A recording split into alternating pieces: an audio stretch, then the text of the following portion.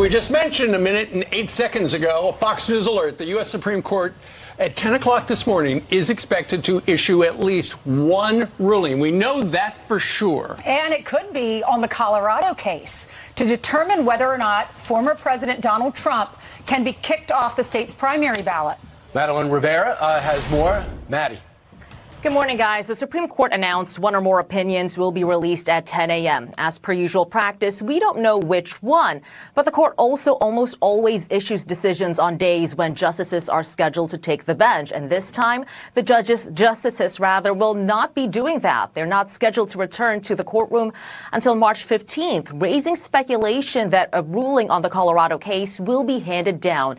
And there is an urgency. Colorado is among the more than dozen states holding contests on Super Tuesday.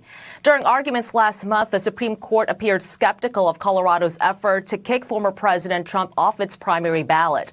They questioned how a ruling in its favor would not lead to an unimaginable situation for the country. The Colorado court was the first to invoke Article 3 of the 14th Amendment, barring former office holders who engage in insurrection from holding public office again. Maine and Illinois also joined Colorado in removing Trump from their primary ballots, but the decision has been stayed pending an appeal.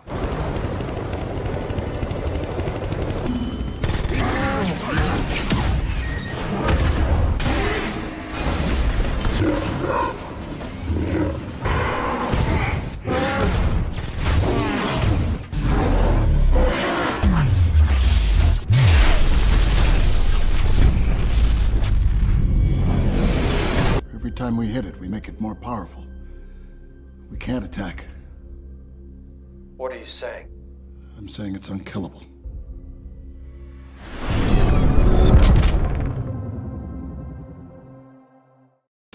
All right, ladies and gentlemen, here we are. We're about 2 hours ahead of schedule for our normal live. This on the tail of a live about the tail that was being chased in Fulton County, Georgia. We were live for, I don't know, what was it, 7-8 hours on Friday, but we are here for you. It is Monday morning, March 4th, 2024. Why are we live so early? Because expected at the Supreme Court in any moment, approximately 10 minutes, is going to be the decision as to whether seething, crying, unhappy, miserable, intersectional, feminist libs full of tears can keep people off the ballot because they don't like their skin color.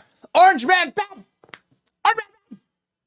Ladies and gentlemen, Colorado and Maine and a traffic cop in Illinois decided that Donald Trump doesn't have the right skin color to run for president.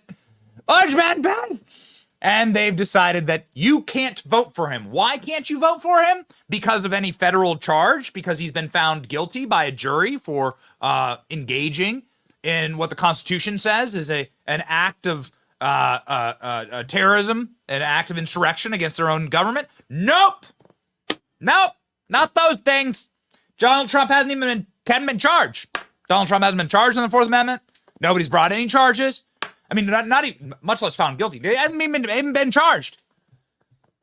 But these states are deciding that because they don't like the cut of Trump's jib, that you can't vote for Trump. And what is the pretext there? Because they're trying to defend democracy. You're not allowed to vote for him because of democracy. Ooh, baby. It is really, really shocking how right George Orwell was. And we are here, ladies and gentlemen, to talk about the Supreme Court's announcements, which will come at about 10 minutes from now, 2024. All the handicappers say this is what's going to be decided at the Supreme Court. And so, ladies and gentlemen, we are ready for it. We have a live shot. We're getting it queued up right now. We'll have live reactions, obviously. There are court reporters standing in front of the court. There's this amazing process that happens where kids run, where like these interns, they literally, they take the physical rulings and run them out. And so what you'll see, I don't know if we have the live shot up right now. It's the Supreme Court. You know what the building looks like. Here we go. Here's the live shot right now. What you'll see is the decisions getting run out to the cameras, and then the reporters reading the decision live on air. So that's what'll happen. We'll know when the decision has been made because they'll send the people out with the decisions. They'll run there. And so it's actually kind of a quaint and colloquial, fun tradition from the Supreme Court. We'll also talk about Nikki Haley winning, well, the live shot that you're seeing right now, winning Washington, D.C. The swamp claims their own in what is the greatest advert for Donald Trump's future presidency. Washington, D.C. voted against Donald Trump. Nikki Haley won the D.C. presidential primary, the queen of the swamp. Gene Hamilton from the America First Legal Foundation joins the show. My name is Benny Johnson, and this is The Benny Show. All right, so ladies and gentlemen, we are awaiting the decision from the Supreme Court. Again, that will potentially drop in approximately 6 minutes. While we wait, I will certainly not be silent. We have some interesting little clips to play for you as we head into the show, because the libs that tried to petition the court in order to defend this unjustifiable decision by Colorado, Maine, and now traffic cops in Illinois. I still can't get over that one. They got their asses kicked.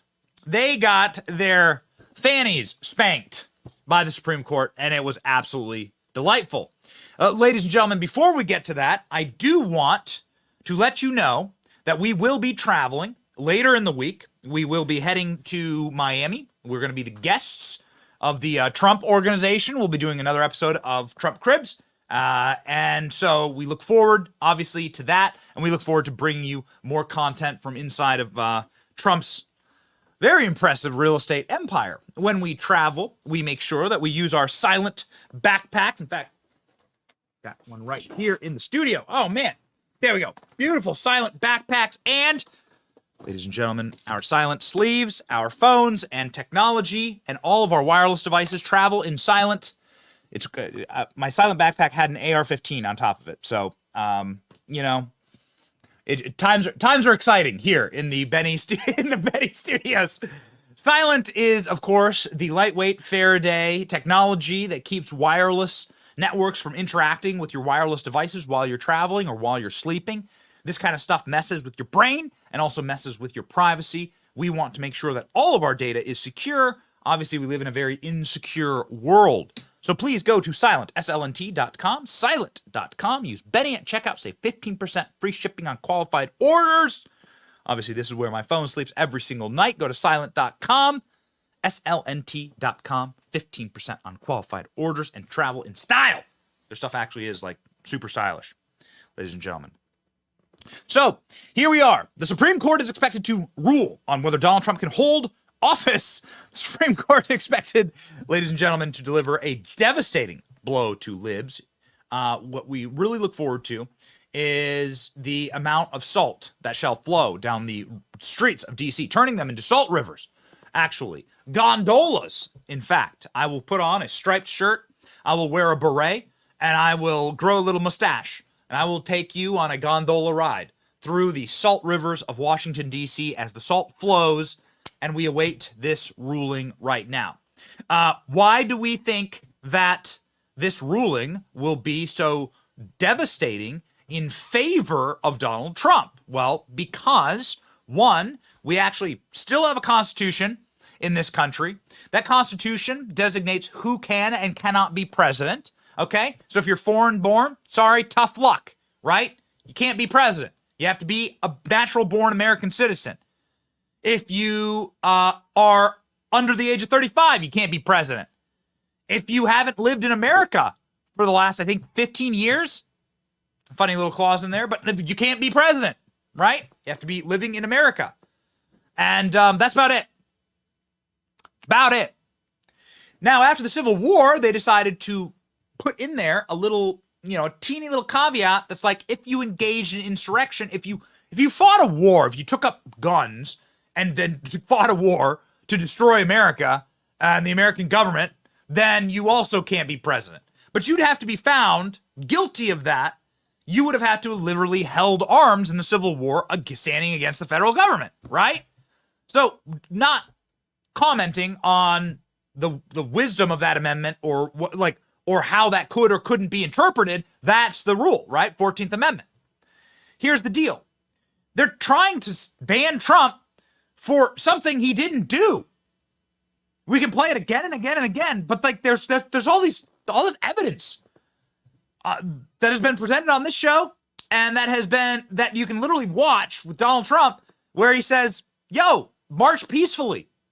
We love cops. Don't fight people. Go home. Here's 20,000 National Guard troops." Nancy Pelosi, Muriel Bowser were the ones who wouldn't take them.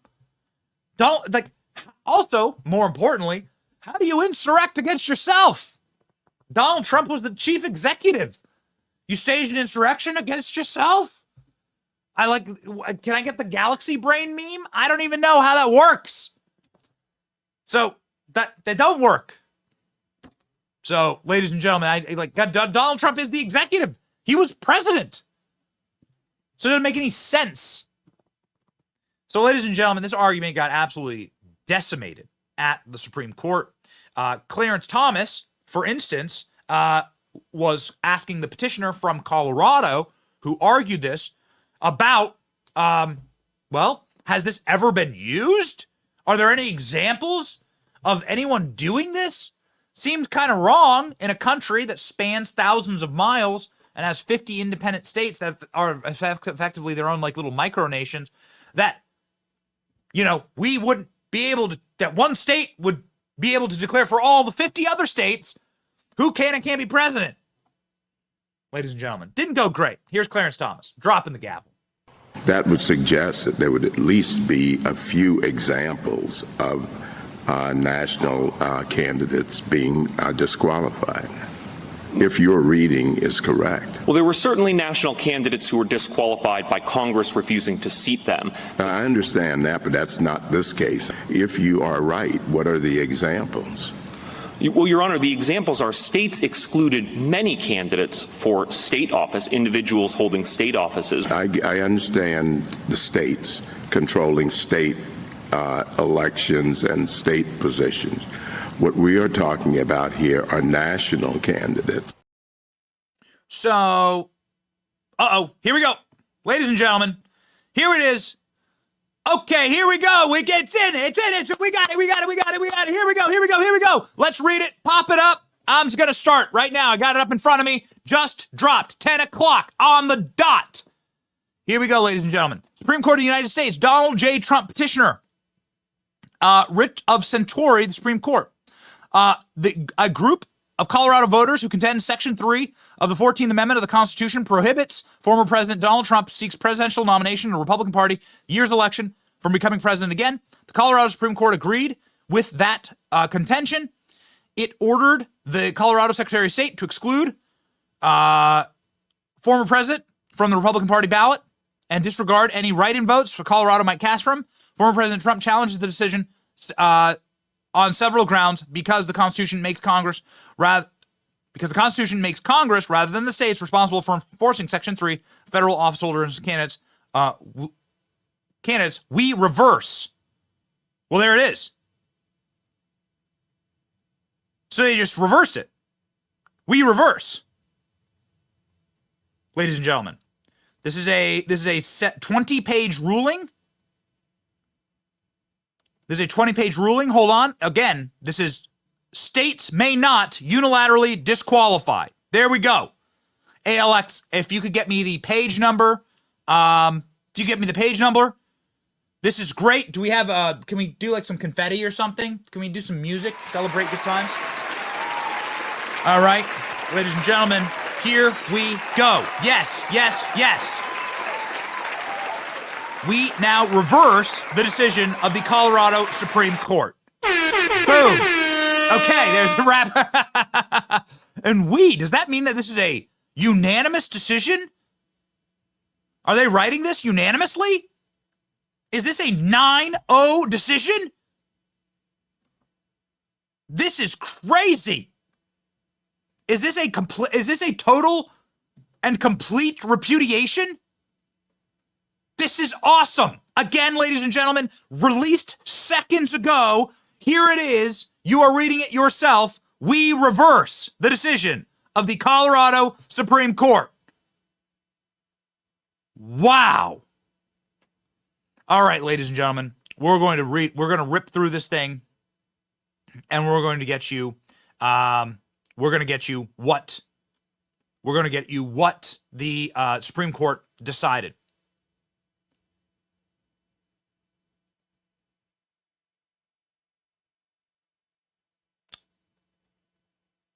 Under terms of the opinion of the Colorado Supreme Court, its ruling. Okay, yeah. So wow, this is a unanimous decision. Confirmed. Unanimous decision. Donald Trump, unanimous decision. Yes, the entire court has declared that Donald Trump, it will be on the ballot, and not a single state can, in fact, rip off the ballot somebody just because they don't like his skin color. Okay, let's get some celebration music. Let's get some celebration music going right now. Go find me some No, that's not that. No. That's not it. All right, ladies and gentlemen, here we go. Donald Trump responding on Truth Social. There's not. Royce is trying to play DJ now. Stop. I say stop. Okay. Colorado Supreme Court accordingly. All right. Here we go, ladies and gentlemen. Forgive me. This is a 20-page ruling that was just dropped. And I'm waiting on my wonderful production team. Big win for America. Donald Trump just posted on Truth Social. Okay, here we go. Guys, get me the parts of the ruling that particularly lend themselves to kind of like the crystallization of what the thinking is. Here, because there's a lot of citations, 20 pages, in fact, of citations. This case raises the question of whether states, in addition to Congress, may also enforce Section 3. We conclude that states may disqualify persons holding or attempting to hold state office, but states have no power under the Constitution to enforce Section 3 with respect of federal offices, especially the presidency. Boom! There it is, right there. Page 6, show the people. Page 6, Trump v. Anderson. That's the section right there. Sorry, ladies and gentlemen, reading it live on air. Here we go. Donald Trump on the ballot. Suck it, libs. Sorry, it takes a second to actually get through these massive rulings. This is the most important quote right here at the very top, highlighted right there after Section B. This case raises the question whether states, in addition to Congress, may also enforce Section 3. We conclude that states may disqualify persons for holding or attempting to hold state office, but states have no power under the Constitution to enforce Section 3 with respect to federal offices, especially the presidency. Suck on that, libs. Yes, baby. So good. Okay, our federal systems, the national government possesses only limited powers. The states and people retain the remainder. Bond v. United States.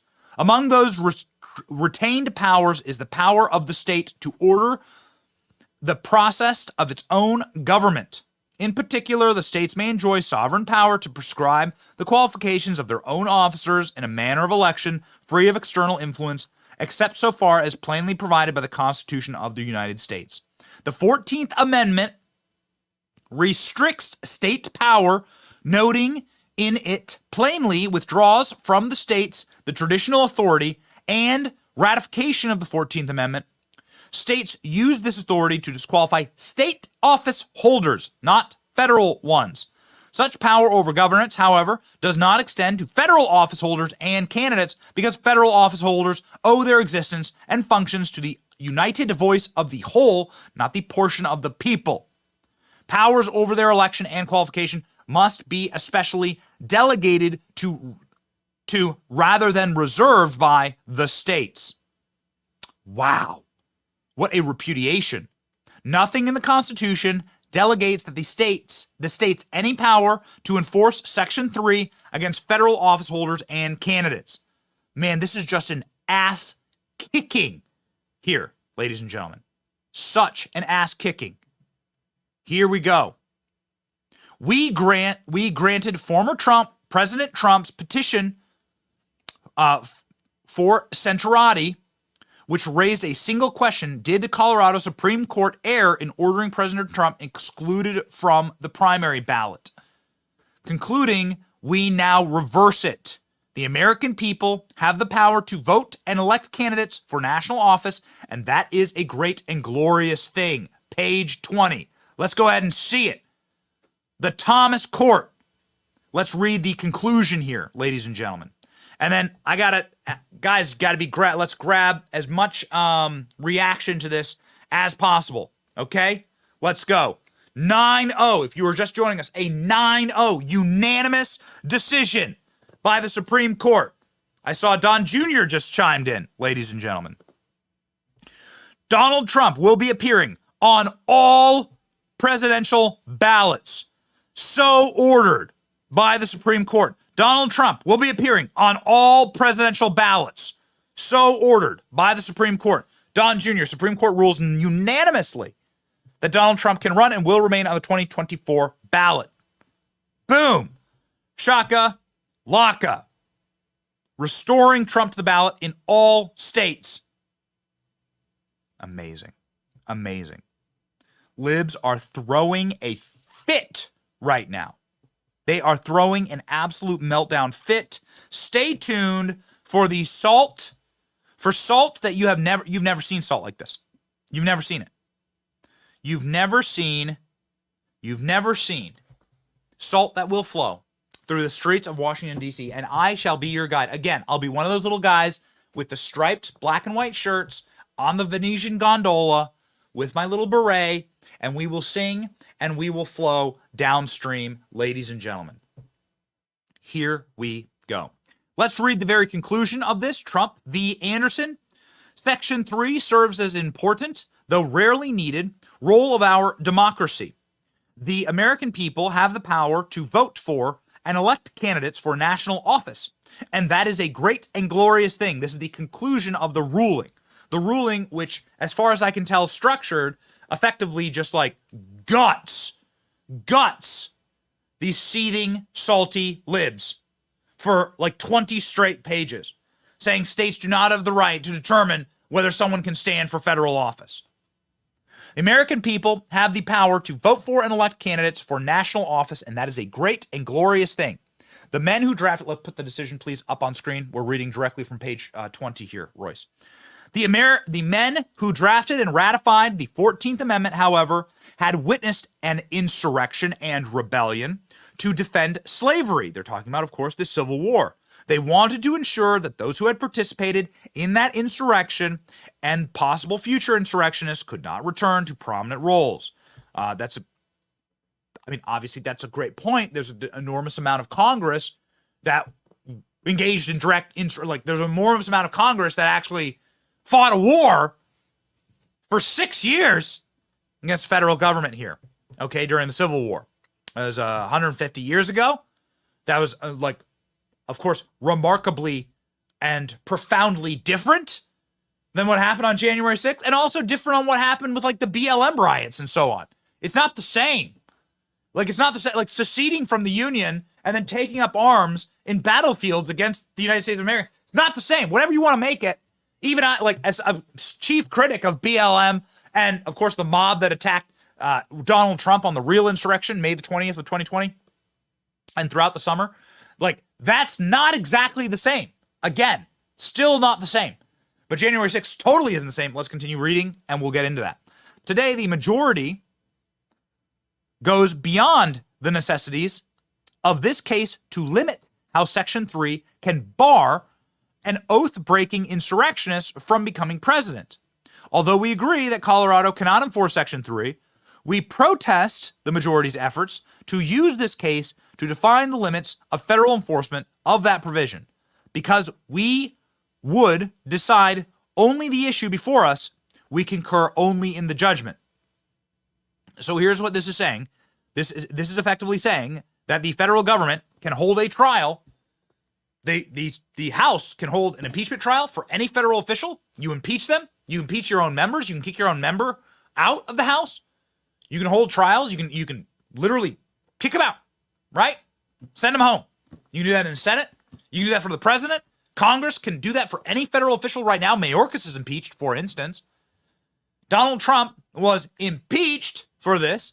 They had a trial in the federal government, in the Senate, and Donald Trump was acquitted. Donald Trump's the most acquitted man who'd never run for office.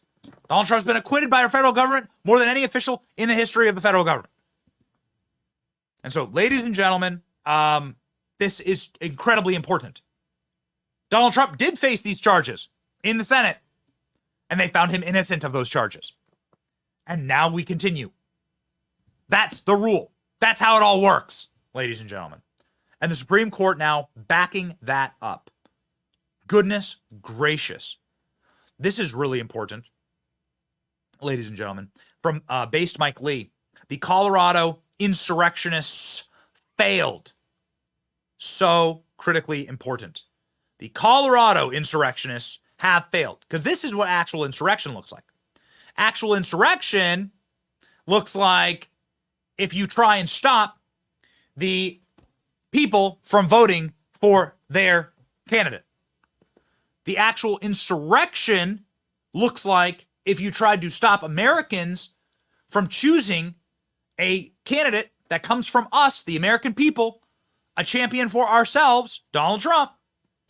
If a single small group of seething traffic cops, like is what's happened in Illinois, literally a traffic judge said Donald Trump can't run for office in Illinois. Yeah. So that's what they're saying. They're saying that these judges, some of them unelected, many of them appointed, the Colorado Supreme Court, it's all Democrats, that these teeny little group of radicals can't stop you, the American people. What a wonderful, wonderful decision. That's the true insurrection. The true insurrectionists are the Colorado Supreme Court, the Secretary of State of Maine, and a traffic cop in Illinois. Oh, yeah. Here we go, ladies and gentlemen. From page 16, from the liberal justices, Sotomayor, Kagan, and Jackson. So the liberal justices sounding off here. Let's have a listen here. What do they have to say? The novel constitutional question to insulate the court and the petitioner from future controversy, although only an individual state's actions is at issue here, the majority opines which federal actors can enforce Section 3, and how they must do so. The majority announces that the disqualification for insurrection can only occur when Congress enacts a particular kind of legislation pursuant to Section 5 of the 14th Amendment. In doing so, the majority shuts the door on other potential means for federal enforcement. We cannot join an opinion that decides momentous and difficult issues unnecessarily. We therefore concur in the judgment. Complimentary summary from the SCOTUS blog. These justices still think he committed an insurrection, but Congress has to vote to convict. Well, Congress, sorry, libs, Congress already decided. So Congress has already made their choice. Boom, ladies and gentlemen. All right. It is being covered across the internet. We are excited to be bringing you now clips, ladies and gentlemen, from the Supreme Court. This is such a momentous occasion. We are so excited about this. Ladies and gentlemen, the libs are seething and crying. ABC News reporting on this right now.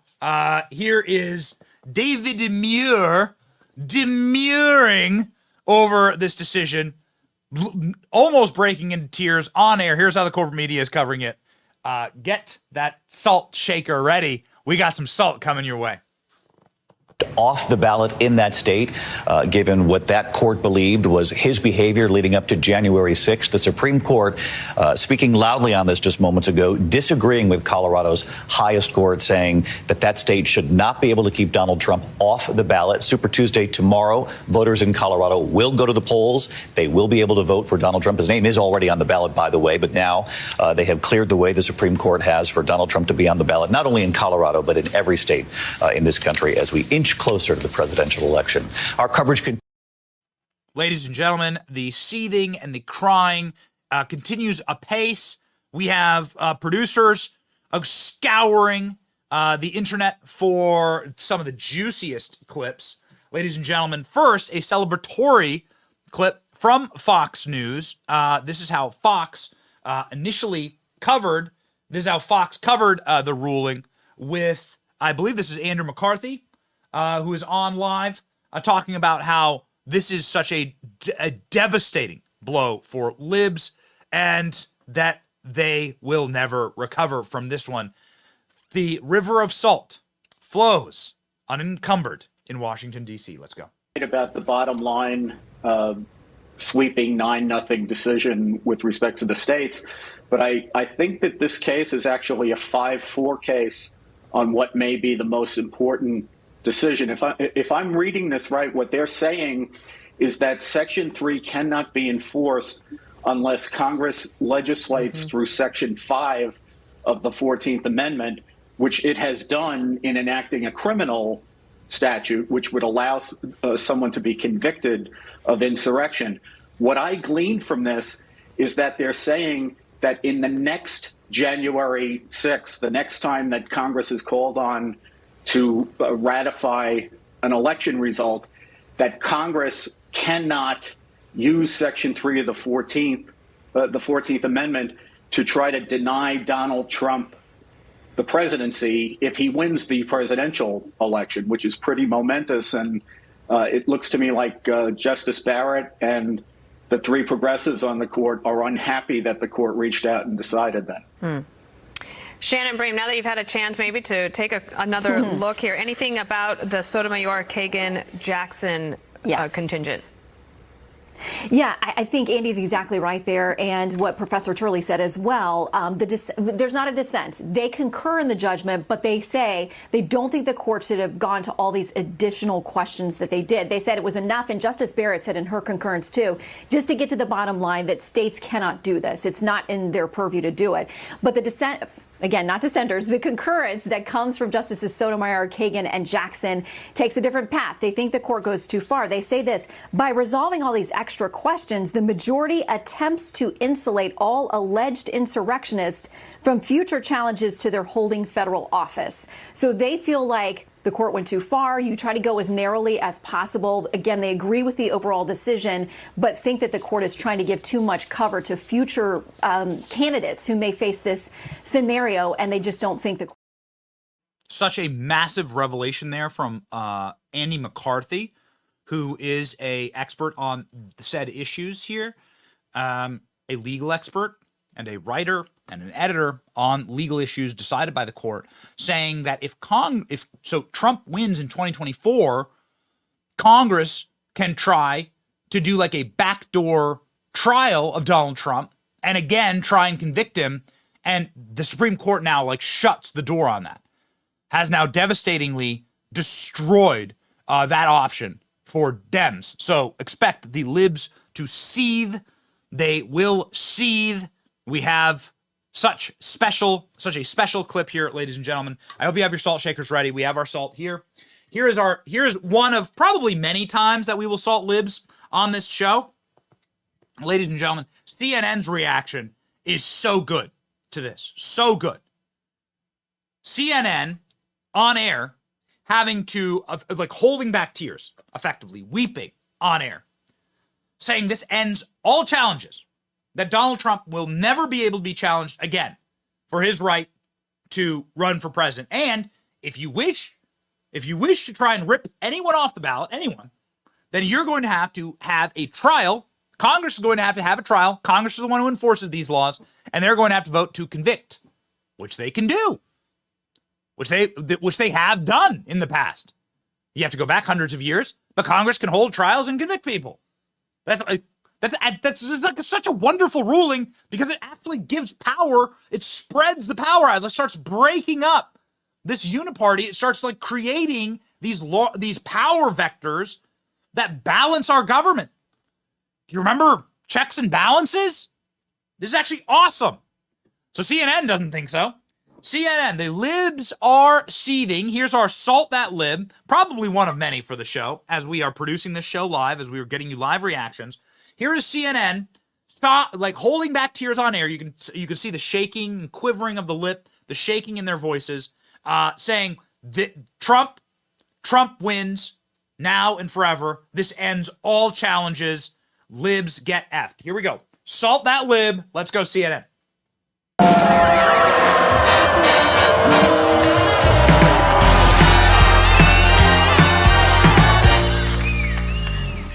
Kind of to bring it up a few thousand feet. Politically, this was considered by a lot of Democrats as too big of a swing to be taken by the groups that filed these suits in these states. Remember, a lot of states, even those who are run by Democrats, where the secretaries of state are Democrats, they said to the people in their states who were trying to get Donald Trump off the ballot, like Michigan, for example, we're not going to do that. This is not something, I mean, some of them said it's because of the state law, but others just said that this is not the right way to go. Yeah. That was not the case in Colorado and in Maine, and then just recently in Illinois. And even though there are some constitutional scholars, Jamie Raskin is one of them, the congressman from Maryland, who said that this is an appropriate avenue.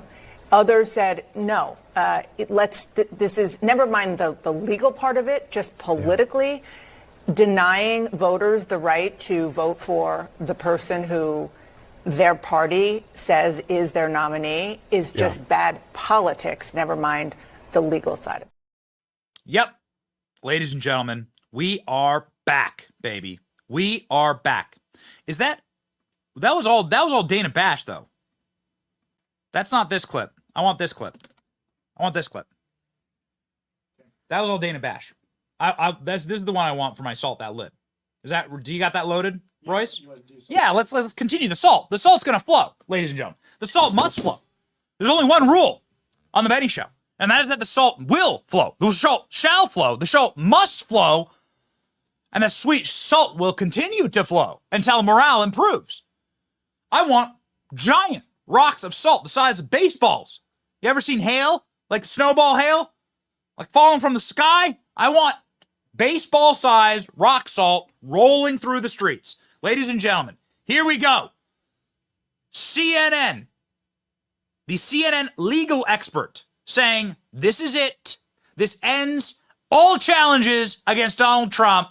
Suck on that, libs. I hope you are not experiencing a sodium deficiency because that salt is flowing. Another Salt That Lib. Let's go.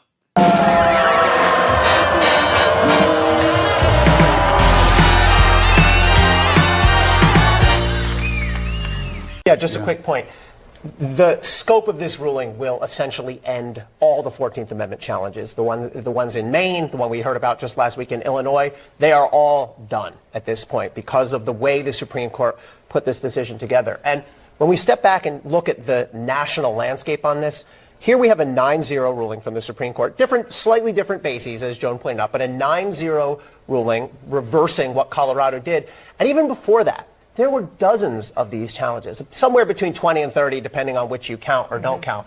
And the success rate was very low for these 14th Amendment challengers. They really only ever got any traction in those 3 states. But this has been rejected by state courts, by federal courts, by trial courts, but as Dana mentioned, by state-level secretaries of state. Brad Raffensperger, the guy on the other end of that phone call from Trump, I need you to find 11,780 votes. He rejected it. So there is a very broad consensus on, again, not on whether Trump committed insurrection or not, but on the legal grounds for these 14th Amendment challenges. So much salt. Can we do it? We've never done 3 Salt That Libs in a row. We've never done it. It'd be a world record. We've never had so much salt on the show. We popped popcorn for Big Fanny last Friday. 8 straight hours of popping popcorn, ladies and gentlemen, for the Big Fanny trial. But now we have salt. And that salt continues to flow. We have a clip from MSNBC. You'll recognize some of the legal scholars on MSNBC. Read communists, Marxists who wish to weaponize everyone and everything that they can get their little tentacles on against you and erode your rights. They hate America. They hate our founding principles. They hate our founders, not just because of their skin color. They hate our founders because they set up a system that could stop them from doing this. Praise God for the people that created this nation. Praise God for the people that foresaw the tyranny because they were begot by tyranny. You know who also staged an insurrection? The founding fathers. They were staging insurrections against the tyrannical British Empire that was taxing them and eroding their rights, eroding their liberties, ripping away their ability to defend themselves, even quartering soldiers in their homes.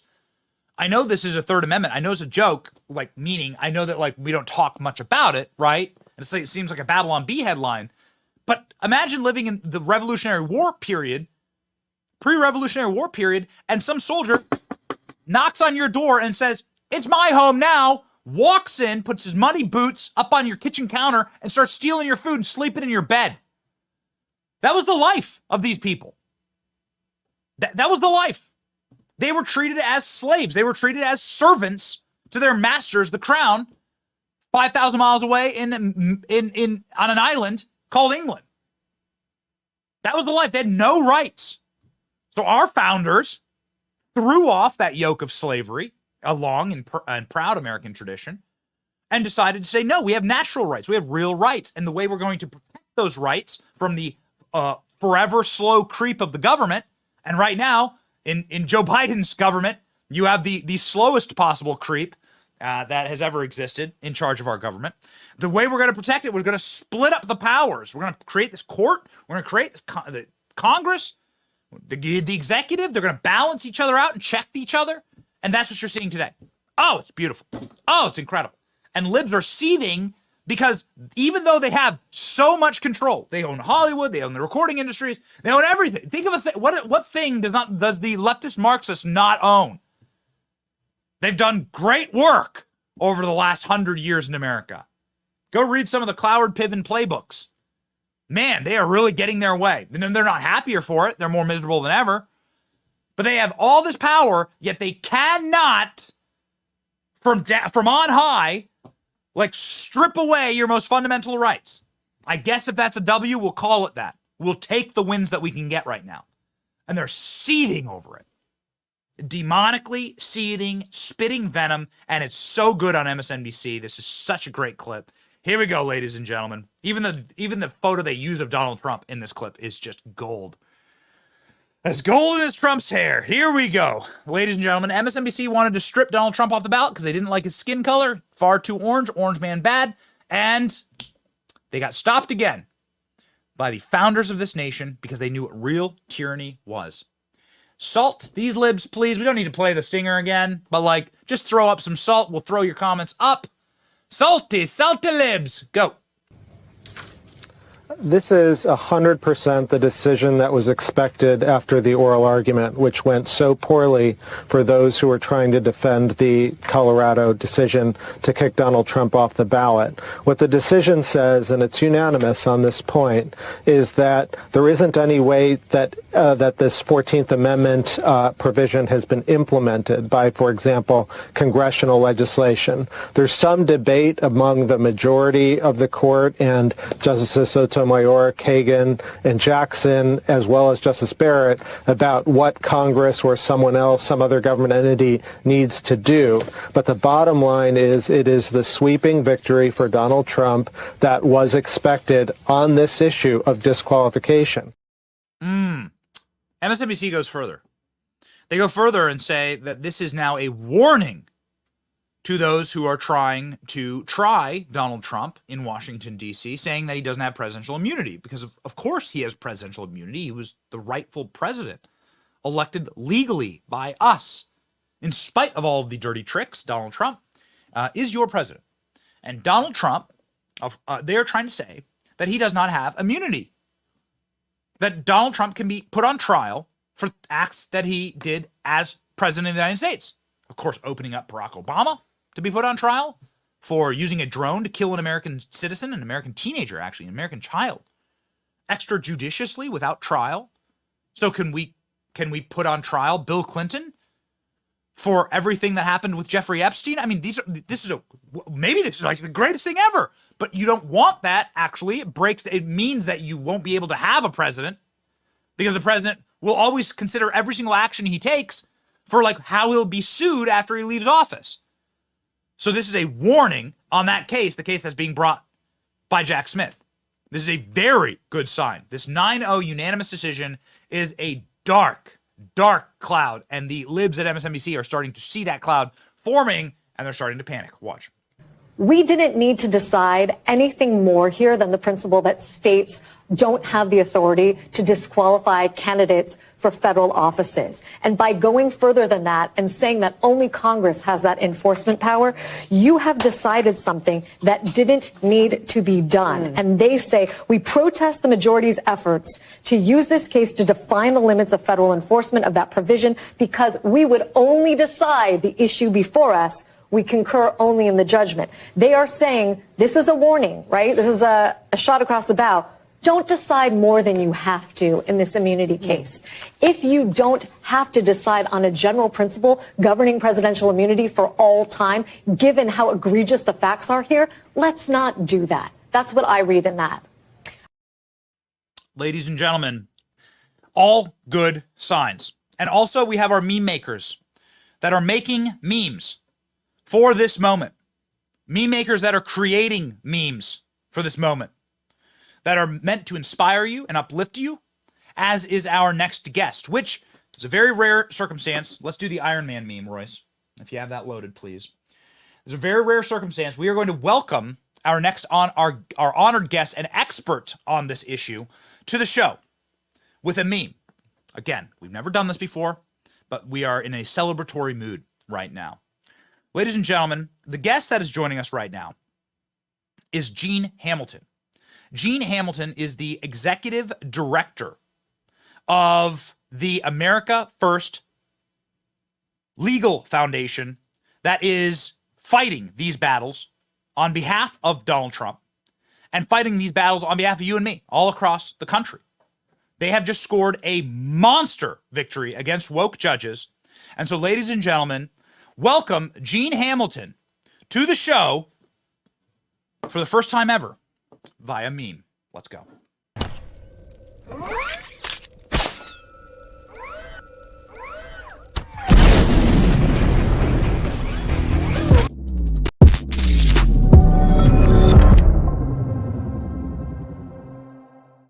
Gene, thank you so much for being on the program. I hope you look like a young man.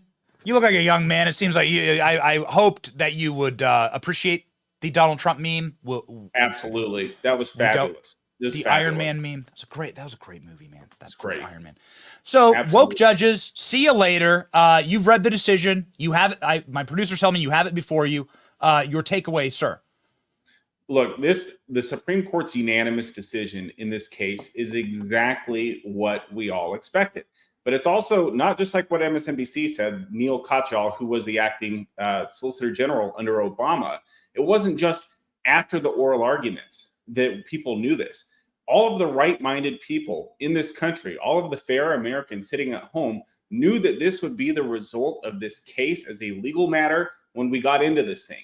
And the sad reality is that it takes this entire process of going through the state of Colorado courts all the way up to the Supreme Court to finally get a decision that is unanimous, 9-0, that says states can't disqualify candidates for federal office under the 14th Amendment. That's a power that's reserved exclusively for Congress.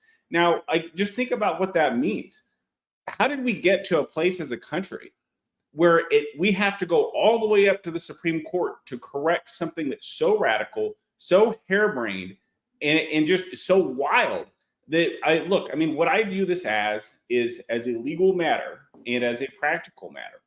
The left likes to take legal theories that are basically the equivalent of like a square peg and they find these round holes, and they just keep trying to hammer that damn peg into those holes. And they keep doing it and doing it and doing it. And they inflict all kinds of pain. They inflict all kinds of damage, and they do all kinds of harm in the process. It's never going to fit there. It's never going to work. But here we are as a society. And, look, it's the right decision, but it's sad that we had to go all the way to the Supreme Court to get it.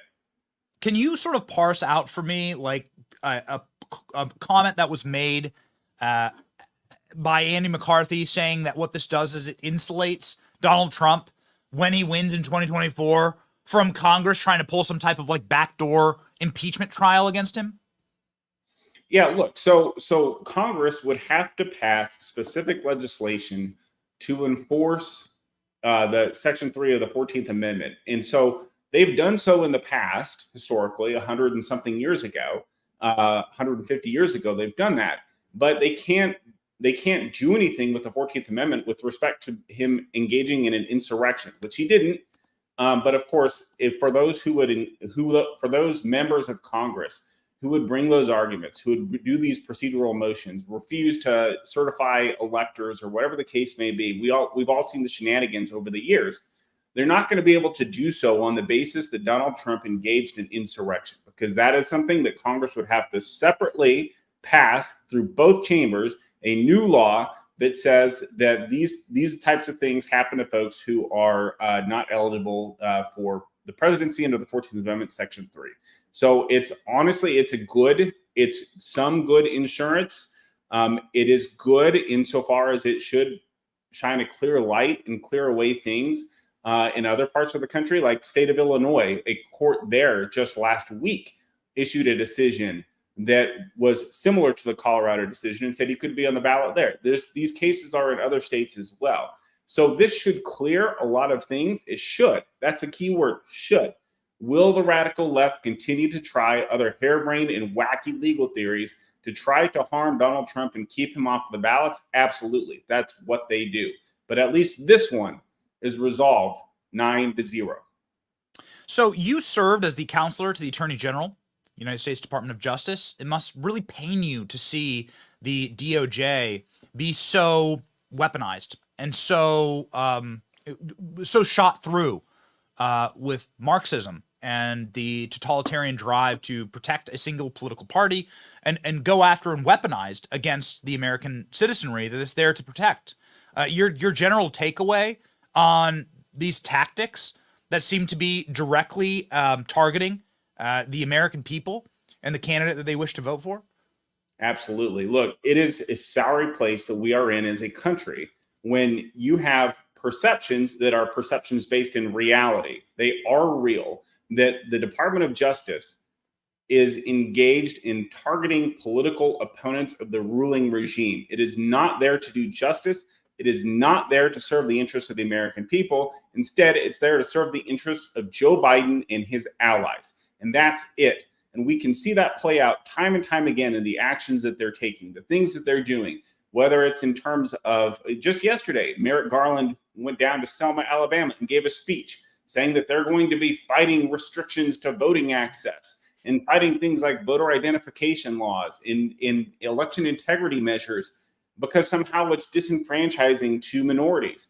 I mean, this is the Department of Justice in the year 2024, the same Department of Justice that 3 years ago issued a memo targeting parents for speaking out at school board meetings, the same Department of Justice that has expended tremendous resources going after every single peaceful protester who was on the Capitol grounds on January 6th, but somehow is letting Washington, D.C. fall apart. It is a criminal cesspool right now. People are going on, they're committing crimes, they're stealing cars, they're murdering people and getting away with it because the Department of Justice is so focused on taking out its political opponents and doing things that it shouldn't be doing, that it is not doing its basic duty as a department, which is to ensure that justice is done in the United States, that the American people are safe, and that the rule of law prevails in the United States.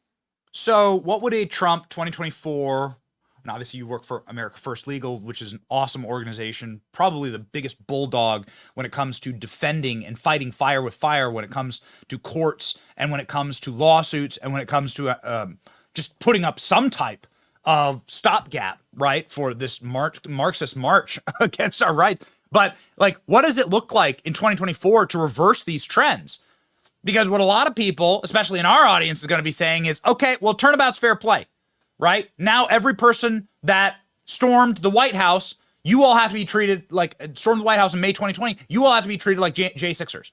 And every person that burned down a building, burned down a city during the BLM riots, you're going to be treated the same way. What does it look like to sort of like steady the ship? And also, I mean, I think the concurring question here is, like, how do we not get the sort of like typical DC weakness inside of a next attorney general, where it's like, no, we're like above these fights, when we know full well that, like, what it looks like to have the DOJ fully weaponized against us, like, the next time around, because everyone's just going to be like, well, we know what's going to happen next time a Democrat gets in. Yeah, look, those are good points and good questions. What we have to do as a country is, I think we have to see radical restructuring within the Department of Justice. We have to see a lot of things change with the way that it is actually configured. And we have to see the department focus on its actual priority areas. The reasons why Congress created the Department of Justice, the reasons why Congress created the FBI. We forget, as Americans, in your intro to this bit and talking about the Third Amendment, right, in the quartering of soldiers in people's houses, we as Americans, we forget about history, and we forget about why we set this country up the way that we did, and why Congress created things like the Department of Justice and the FBI. And it damn sure wasn't to go after grannies protesting outside of abortion clinics all across the country. That is not what the purpose of the Department of Justice was for the FBI. The Department of Justice was set up to help combat and enforce the rule of law in a federal system. In the 1800s, the Attorney General predates the creation of the Department of Justice, but DOJ was created in the 1800s, and it was created at a time when you had rule of law deficiencies across the country in different jurisdictions, territories, states, whatever the case may be, and you want to ensure that you're able to apply consequences to criminal acts that cross state lines, and that you're able to defend the interests of the United States. And so what you have to do as a Department of Justice is you have to focus on your core mission, and you have to focus on things like violent crime and rule of law and going after people who are actually terrorizing American citizens all across this country, in cities all across this country. If you actually focus on the things that Congress wanted you to focus on, things like the border, things like prosecuting illegal immigration, folks coming across the border illegally, going after major crime that's ruining major cities in the United States, even going after things like interstate retail theft rings, all of this stuff, there's money behind it. These are things that ruin this country. These are things that ruin the fabric of our society. And if you are focused on tackling those things, you can address all of the other issues, because, folks, there's only so many hours in a day.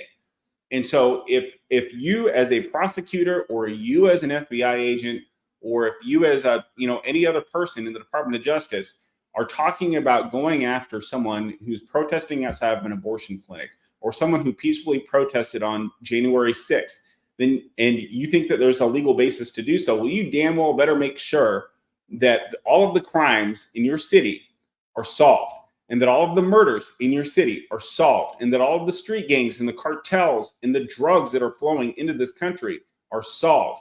And then, and only then, can you even think to talk about those other issues. And guess what? Those issues, most of those cases, are examples of abuses of power, violations of constitutional rights, like the ability to protest and petition the government. The list goes on and on. There is so much to be done in the future for whomever the next conservative president is. We're deeply thankful for the work that you do, again, as General Counsel for America First Legal, one of the few organizations that actually does work and does make a difference. We are regularly covering the work that you're doing there, and we say Godspeed to you, Gene. Keep fighting, man. Thank you very much for having me on. I appreciate it. Appreciate y'all. Have a great day, and enjoy this moment, everyone. This is a great day in our country's jurisprudence. So thank you. That's right. Celebrate good times. Come on. Celebrate good times. Thanks. Bye.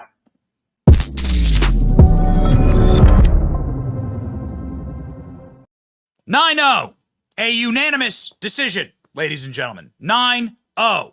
And the libs continue to seethe. The libs continue to cry.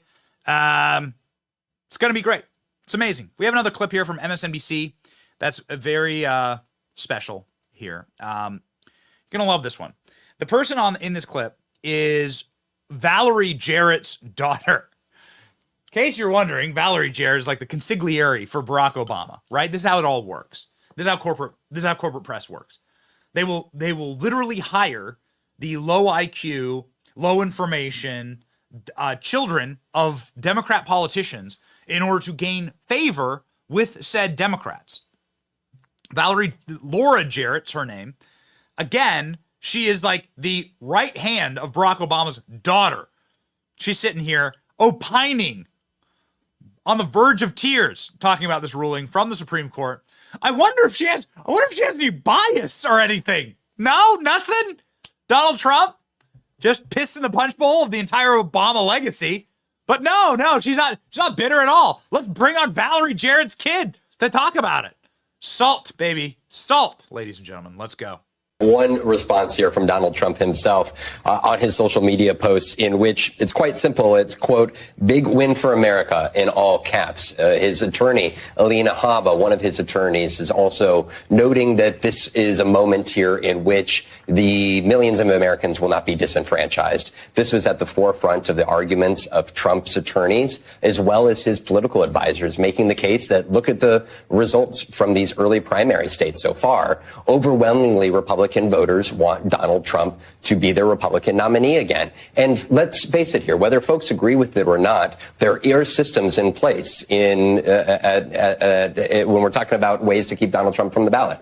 One of those is referred to by the Supreme Court here is Congress to determine whether he engaged in insurrection or not. And in the weeks after the January 6th attack, the U.S. House did in fact vote to impeach Donald Trump for his role in the efforts to overturn the 2020 election. But then the U.S. Senate, which would require a 2/3 majority to actually convict and remove him from office and bar him from ever serving again, fell 10 votes short. 7 Republicans voted to convict him, but they needed 10 other Republicans. So at that point, the Congress way of getting Donald Trump off the ballot in 2024 failed. The Congress way? The smartest. I didn't know Laura Jarrett didn't speak there. I'm so excited to hear her pearls of wisdom, ladies and gentlemen. Valerie Jarrett's daughter getting the Nepo baby treatment on the panel there. Maybe there's a good clip of Laura Jarrett melting down. They are melting down across the board. CNN calling this an unfortunate day for America. It's unfortunate. CNN having their own problems. CNN is apparently going to fire, on the chopping block, Anderson Cooper and Jake Tapper, among others, are ready to be fired at CNN. We'll see what happens. CNN can't hold it in, can't hold back the tears, saying it is unfortunate for America, this decision. It's nice when the Marxists don't lie. Normally, being a communist is something that you want to hide. You're embarrassed about it, but they're just now straight up admitting it on camera. Here we go.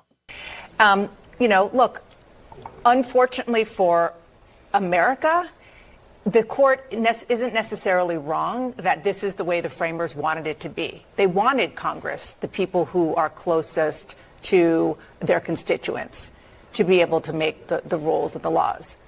That doesn't change the fact that because of gerrymandering in the House and all kinds of other issues, they're not doing their job on a lot of these big issues. Yeah. I agree. It's very unlikely, close to impossible that Congress will take action. But this is now a fair question that Manu Raju, Melanie Zanona should be asking members of Congress. Mm-hmm. Are you willing to pass legislation that would give us rules for how this works? It could only be in the future, by the way. So it's a very depressing day for America. Very sad. Salt flows, ladies and gentlemen. Jonathan Turley is one of our favorite legal experts and scholars. And we are also just getting word that Donald Trump may be speaking soon. Well, at noon. So we'll see, ladies and gentlemen, if we're able to cover that live. But Jonathan Turley, one of our favorite political pundits and legal experts, weighing in on this decision, saying this unanimous decision effectively ends forever the leftist fetishized fever dream of being able to effectively protect democracy by stripping away your ability to vote for the man you wish to vote for. Go. Let's move to our team now. Jonathan Turley, you are first up to react to this now, sir. How do you hear it? Well, I've just been reading the opinion. It's obviously sweeping. There aren't any real dissents, so it does look like it is unanimous, at least on the result. What they have a disagreement on is whether the court had to go as far as it did. Now, the most practical result of this is that the voters will be able to vote for the candidate that they prefer. This was a critical moment for this court in history. After all of the years we have spent in this republic, we came to a point where these states claimed that they could unilaterally bar the leading presidential candidate from ballots to prevent people from voting for Donald Trump. The court here spoke with a strong, and it appears unanimous voice, at least on the result, that that's not going to happen, that voters will vote. They'll make their own verdict, regardless of what happens in cases involving President Trump. They will cast the most important verdict of all. They will vote for the next president of the United States. Oh. Voters will vote. This is the moment that we have reached, ladies and gentlemen, where it is a profound statement to effectively say that you have the right to vote for and select the candidate of your choosing. Such a exceedingly an important moment in our history, obviously, but also showing you exactly the panic that is occurring right now as it pertains to the left. The left knows that they cannot beat Donald Trump. They are throwing these are moves of desperate people. What do they say about the caged animal, right? It's put in the corner. Like the caged wounded animal that is infected with rabies, which is, have you ever seen any modern woke intersectional feminists? That is precisely what a lot of people who ascribe to the woke mind virus look like. These people are truly like deranged, and they must be fed a steady diet of copium by leftist corporate press, and they must be told that there's going to be some magic wand that they can wave and Donald Trump won't be your president again. And that Donald Trump was never your president. And you can just forget the 4 years of Donald Trump. Why you would want to forget those 4 years and 99-cent gasoline and some of the best economies that we've ever, the best economy, arguably, and with data, the best economy we've ever seen in America, and like, quite frankly, like a really great time to be alive because there were no new wars. There was peace. Peace was springing forth eternal in the Middle East. Arab nations were signing economic and peace pacts with Israel, and then gumdrop smiles for the children and the chocolate river. Donald Trump walking into North Korea, high-fiving Kim Jong-un, doing a kickflip, ollie skateboard trick into North Korea. I don't know. Why wouldn't you want that? I don't know. They don't like the color of his skin, I guess. They've had their brains broken by the woke mind virus, and they've been lied to that there's some type of like special little trick that can be used to stop Donald Trump from becoming president again. And that's a lie, ladies and gentlemen. Our election update proves that Donald Trump is dominant in the polls. Even the most seasoned leftist pollsters in America are now admitting that there really is a very, very collapsing, narrow, if not totally collapsed path for Joe Biden to win the presidency again. Ladies and gentlemen, here's our election update.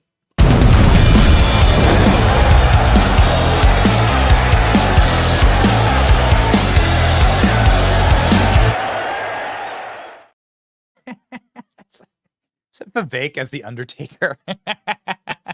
It's good. It's good. Vivek actually way taller than you think when you meet him in person. Vivek's like 6'1". Did you know this? Like Vivek's like 6'1". Everyone always says like, "Wow, you're like tall," including myself. Wow, you're taller than I thought you were. Ladies and gentlemen, the New York Times with a poll out yesterday: Trump 48, Biden 43. Boom. Oh, yeah, baby. The New York Times. Again, these are leftist rigged polls. These are polls that are rigged in order to determine an outcome for the left. So how bad is it really? Well, let's go over to the CBS poll here. The SALT flows. CBS poll shows that voters perceive Trump's economy positively, propelling him to a national lead over Biden. So again, CBS probably even worse than the New York Times as it comes to rigged polls that over-index or oversample Democrats in order to lead to a pre-prescribed results, right? Remember when Joe Biden was winning Wisconsin by 20 points? Yeah, got it. Okay. Biden. Let's punch in here, Rolls-Royce. Trump, 52. Biden, 48. Choice for likely voters. Oh, man. Their policies will make prices go up. Look at that, Joe Biden. Bad, bad, bad. Who has a better vision for the country? Donald Trump. Absolutely dominant. And migrants trying to cross border policies would increase. Biden policies would increase migrants. Trump policies decrease migrants. And that's what the people want, ladies and gentlemen. Of course, we don't use the term migrant here because they're not migrants. They're criminal aliens based on the ways our laws are written, based on the 1964 Immigration Act, which still stands as law and has been re-ratified by Congress every single decade. Like, no, it's criminal to enter our country criminally. And you remain a criminal as you stay here illegally. It's not migrants. They use words in order to trick you. Ladies and gentlemen, CBS having to read these numbers live on air, holding back their tears. Let's go. Our CBS News poll out this morning shows the former president with a 4-point edge over the current president among likely voters nationwide. That is Trump's largest general election lead yet in our surveys this cycle. So our polling has shown perceptions of the economy have been improving. So why isn't that helping Joe Biden? Because it's the comparison that people are making between how they rate the economy today and what they remember it being during the Trump years. And it's the remembering is the key word there. I specifically asked, how do you remember it? And 2/3 of voters say they remember it being good, which is also interesting because if you go back and look at the polling from that time, people did in fact rate it good in 2018, 2019, but then views of the economy cratered after the pandemic and the shutdowns. And it doesn't seem like they're remembering that part of it here. But that's the reality today. So it's that comparison that isn't holding up for the White House, number one. And then number two, you push that forward and ask, well, whose policies might make prices go down?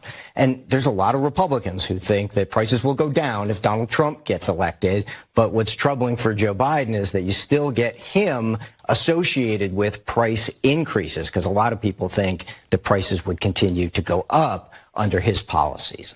We know that immigration is a key issue for voters across the country. And according to our polling, by more than 5-1, voters believe President Biden's policies will lead more migrants to try crossing the border compared with President Trump's policies.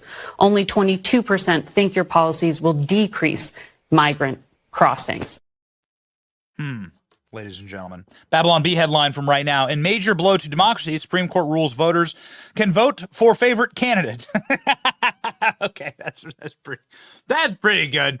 And you're seeing, of course, the sobbing and crying and tears, and they continue to roll in. Ladies and gentlemen, our production team is the best on the internet, and we will get you more salt. We also have, for your viewing pleasure, Byron Donalds, who was planning on joining the show during our normal time. We bumped up the show to do a special on the Supreme Court. And so we are going to be getting Congressman Byron Donalds up and on the program to talk about this incredible moment, ladies and gentlemen. We are very, very excited about, the future. Donald Trump is very excited about the future. Donald Trump is triumphant in these polls. CNN having to report that Donald Trump is triumphant in these polls. And more importantly, and because this is all about addition and not subtraction, the issues that stand for Donald Trump right now is that he is gaining in every demographic. They don't talk about it enough. Do you know that Donald Trump is winning the youth vote? 18 to 35? The people that work for this company are between the ages of 18 to 35. I myself am 37. They're like, do you know how much it sucks to be a young person right now in this economy? Do you know how limited your options are? Like how devastating it is? How out of touch and out of reach the American dream feels like for young people? So of course they're going to vote for the guy who like created the best American economy in the world and didn't create wars to send us off to go be used as cannon fodder for, shoved into meat grinders. Young people kind of like those things. I know it's wild, but also Donald Trump pulling like something like 25 to 30% of the black vote. Do you realize like Mitt Romney got like 5% of the black vote? Those are probably people that like accidentally ticked the wrong boxes. Don't know why anyone would really vote for Mitt Romney. I'm ashamed that I voted for Mitt Romney. Nonetheless, Donald Trump is like even with Biden when it comes to the Latino vote. That's not supposed to happen. Don't you understand? Like the world is changing at quick pace, and I have a very like concise theory as to what you're going to see now in the coming months, ladies and gentlemen, as you watch Biden lose support. Presidential races are about addition, not subtraction.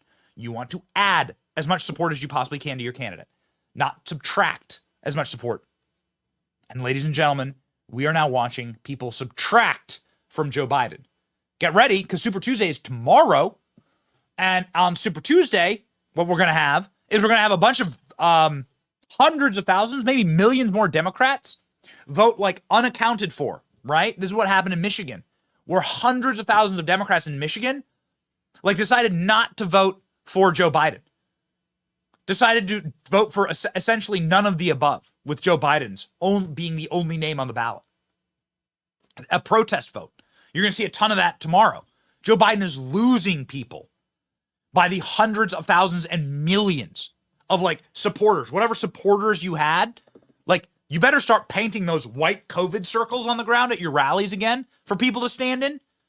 You're going to need them. Nobody's showing up. Even CNN is noticing. Watch. He said one of his biggest concerns is young voters. So in addition to black and brown voters, which are showing low enthusiasm for President Biden, a lot of Democrats are really concerned about young voters not coming home to President Biden. And as we dig into that a little bit further here, Biden is performing worse in the polls than he did in 2020 with those key demographics, was black voters, Latino voters, young voters. And just in the New York Times Siena poll, voters of color without a college degree, 72% supported Biden in 2020, 47% now, and Trump has a 15% increase since then. And then women voters, 57% of women voters back in 2020 backed Biden. That is down 11 points now, if you believe the polls. Trump up slightly. That's got to be alarming, too, for the Democrats that you're talking to all the time. Yeah. So what are we looking at here? We're looking at polling that is outside of the margin of fraud. Donald Trump had rallies this weekend. And get me the asset here, please. I want to put up the signs on screen. The new rally cry for Donald Trump is too big to rig. Did you see this? They rolled out new signs. Too big to rig are the new signs for Donald Trump. Oh, it is getting good, baby. Ladies and gentlemen, New York Times poll on president, helped versus hurt. This is so important. This is so important. Remember the Ronald Reagan, probably the best campaign ad ever. Ronald Reagan saying, are you better off than you were 4 years ago? Jimmy Carter, right? And we are living through the modern day Jimmy Carter with Joe Biden. Not only is he as old as Jimmy Carter, but like Joe Biden and Jimmy Carter were like best friends. There's a bunch of old photos of them from the 70s. And now Joe Biden is able to terrorize us with Jimmy Carter 2.0 effectively term. This is now you're living through the second term of Jimmy Carter. Just had to wait 40 years. This is the question. Are you better off? Has the president helped or hurt you personally? Trump helped us. 40% of the people say Trump helped us. Only 18%, less than half, say Biden helped us. Hurt. Biden 43% say Biden hurt us. Donald Trump only 25%. Wow. I mean, wow. This is your classic Reagan question. Are you better off than you were 4 years ago? And this is from the New York Times. Imagine if like a real pollster did this question. Imagine how much more lopsided it would be. CNN can't hold in their tears. Go. What this New York Times Siena College poll showed, Joe Biden, 43, Donald Trump, 48. But if you look inside the poll, and I want you to talk about this as well, the question about whether or not people feel that each of these individuals has helped them personally, Joe Biden only has 18%, and Donald Trump has 40%. Wow. Well, I mean, listen, ladies and gentlemen, you're gonna eventually like reach a point, and this is where I think we are right now, where those who are in charge effectively say, we don't have any other options. We've lost on every front. We've got nothing left, and we are going to move to a containment strategy, which is what we are seeing, ladies and gentlemen. A containment strategy for the eventual the guaranteed Donald Trump victory in 2024. And again, Donald Trump is to be speaking. He's going to be making comments soon, ladies and gentlemen. So we'll see. We are also working on getting Byron Donalds onto the program. Byron Donalds was our original guest for our morning show at the original time. We're working on getting the great Congressman up and on the program here, so stay tuned. We think that we can get through to Donald Trump's, we think we have enough to cover to get through to Donald Trump's live comments. So we'd like to carry through to that. And so, ladies and gentlemen, we will endeavor to get there. What has Donald Trump been saying? Well, Donald Trump has been taking a massive victory lap on this front, and he has a good reason to. We'll play you a few clips and read you a couple articles about this. Fox News with an exclusive from Donald Trump saying that this is a unifying and inspirational decision for the country. But what's the broader game at play here? The system is already in crisis. I'll just stop for just a moment to let my team sort of catch their breath and catch up here. All right, boys, here we go. The team is the institutions of our country are in crisis. There has never been lower institutional trust in federal law enforcement, for federal election systems, for the sanctity and the honesty of our elections. Like they can't do what they did in 2020 again. They just can't. I think that you're like facing system collapse in moments like that. And they've tried everything they can to extrajudiciously keep Donald Trump from running again. Because they knew that if Donald Trump ran and continued to run the races like he's running now, you should see him this weekend. I'm sure we have some clips for you. It was just unbelievable. The energy is just so different than it was in 16 or 20. It's just magnetic. Ladies and gentlemen, they can't stop him. And in cases like this, like it's now all falling to pieces. The Jack Smith case is falling to pieces. Georgia, Fulton County, they're going to disqualify Fannie. The judge said, I got to take 2 weeks. He wouldn't take 2 weeks if he was going to keep her on the case. He's taken 2 weeks because he knows that he's got to be so airtight when he disqualifies her and Nathan Wade and her entire office, right? That he doesn't get invited to go tour a federal penitentiary jail cell with Hillary Clinton as his guide overnight with the cameras off. That's what the judge has got to. The judge is going to disqualify Fani Willis. Jack Smith's case is the presidential immunity question is being heard by the Supreme Court, the same Supreme Court that just decided 9-0 that you can't do this to Donald Trump as president. And so they're now in panic. And so now what you are beginning to see, and we're seeing the little breadcrumb trail of it, is you're seeing these systems, these institutions, the Uniparty beginning to now make some really overt motions against just simply containing Donald Trump as president, right? You're going to see the rabid gerrymandering and attempts to rig elections for the House to try and at the very least, like make sure that they don't hand Donald Trump a Republican House and Senate like they did in 2016 after 8 years of Obama, where Obama lost some 1,400 different offices for Democrats. They're going to ravenously try and ensure that the Defense Department and the CIA and federal law enforcement sort of have these like bumper car rails on Donald Trump, and that they are so ready to like fire off all these lawsuits and just hinder and kneecap and tie up Donald Trump as much as they possibly can when Donald Trump becomes president. You're already seeing various, and this is a great article. Let's source this article. I'll show you exactly what I'm talking about here. There's an article about the Pentagon and generals in the Pentagon, like preparing for a Trump presidency and making sure that there are systems in place where Donald Trump can't command them or tell them what to do. It's remarkable. They're already like opining about it. They're already like seething about it. They know what's about to happen, and so they've now moved from stop Donald Trump to destroy Donald Trump to prevent Donald Trump from becoming president to you can't even vote for Trump. They've lost all those battles, so now it's contain Trump. Check this out. Fear grows that Trump will use the military in dictatorial ways if he returns to the White House. Uh-oh. They actually stealth-edited this headline. The headline originally was, military is prepared to stop Trump. Like, when he becomes their commander-in-chief again. It's amazing. They're doing it out in the open.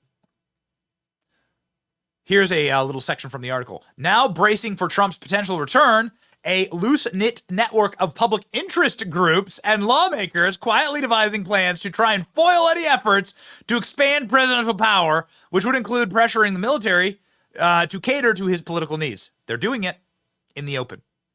They're doing it in the open. This 9-0 decision is just the next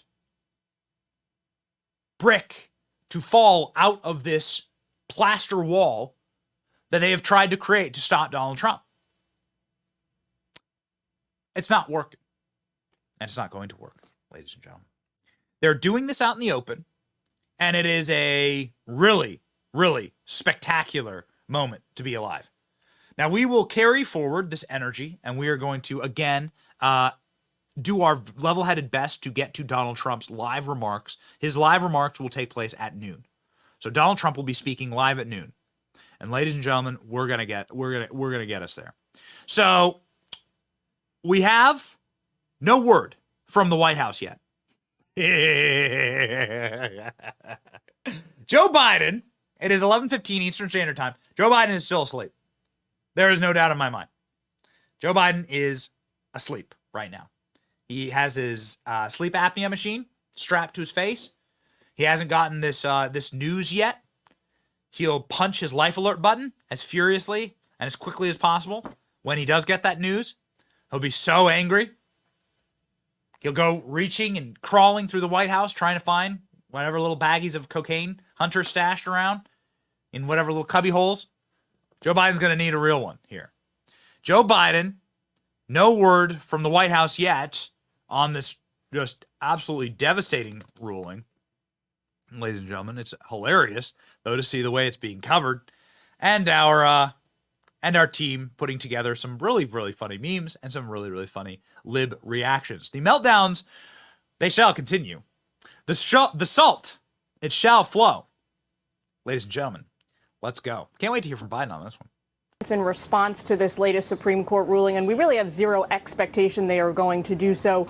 Biden's reelection campaign, though, is highly likely to put out some kind of a response to today's ruling, so we're keeping our eyes and ears peeled for you on that, of course. Now, the reason I say this is because back on December 20th, that's the day after Colorado first issued this ruling kicking Trump off the ballot effectively, Karine Jean-Pierre was asked about the issue and to weigh in from the podium, and she said very clearly to reporters there that day that Hatch Act considerations prevent the White House from commenting on this or any other presidential reelection campaign campaign matters. The president himself has been asked about this. Most recently, back at the end of January, he told a reporter that he was fine with President Trump, former President Trump, staying on the ballot in Colorado personally. But you got to keep in mind, Bill, the president's reelection campaign is built around this message of trying to save democracy. And the president himself personally has depicted the former president as a direct threat to democracy many times over now. Most recently, when he traveled to the state of Pennsylvania for his campaign swing, he delivered that primetime address to the nation in which he proceeded to depict the former president as a direct threat to democracy. He's made no bones about the way he really feels about this. So you can guess, based on those comments, how the politically minded Biden feels versus the presidentially minded Biden. Again, we're not going to hear anything from the White House today, tomorrow, or moving forward on this. But the Biden campaign is likely to give us something any moment. So we'll see. Joe Biden has yet to respond. Again, we are rounding the corner on noon here, and we've heard nothing from the White House as their hopes and dreams go down in flames, and as Donald Trump will be facing off against Joe Biden. Here we go, ladies and gentlemen. Fox News breaking seconds ago. Trump says Supreme Court ruling in Colorado is a unifying and inspirational ruling. The Supreme Court ruled unanimously for President Trump. Colorado ballot disqualification dispute exclusive. Former President Trump told Fox News Digital in an exclusive interview that the Supreme Court's unanimous ruling Monday is both unifying and inspirational, while stressing the importance of the court's pending decision in the immunity case. This is hugely important. The Supreme Court sided unanimously with the 2024 GOP frontrunner in the challenge to Colorado's attempts to kick him off the 2024 primary ballot. The High Court ruled in favor of Trump's arguments in the case, which will impact, of course, the efforts of states to try and remove Donald Trump, which culminated in a traffic judge in Chicago saying Trump can't run for president. And also, your meter's expired. You double parked. Don't park in handicap spots. Joe Biden needs them. The court considered. Can we get that too? By the way, I want that. I want that citation that they literally were dependent. This is how pathetic these people are. That they were literally depending. We put it up on the show a couple days ago. They were literally depending on traffic cops to stop Trump from running again. The court considered the first time the meaning and the reach of Article 3, the 14th Amendment, which bars office holders engaged in insurrection. Donald Trump tells Fox News this is a great win for America and very important. An exclusive interview on Monday. Equally important for our country will be decisions that they will soon make on the immunity for a president, without which the presidency would be relegated to nothing more than a ceremonial position, which is far from what the founders intended, Trump told Fox News Digital. No president would be able to properly and effectively function without complete and total immunity. Our country would be put at great risk, says Donald Trump, correctly on this question, which has been fast-tracked, and we'll hear oral arguments begin on April 22nd on the merits of the case. That decision is expected in June.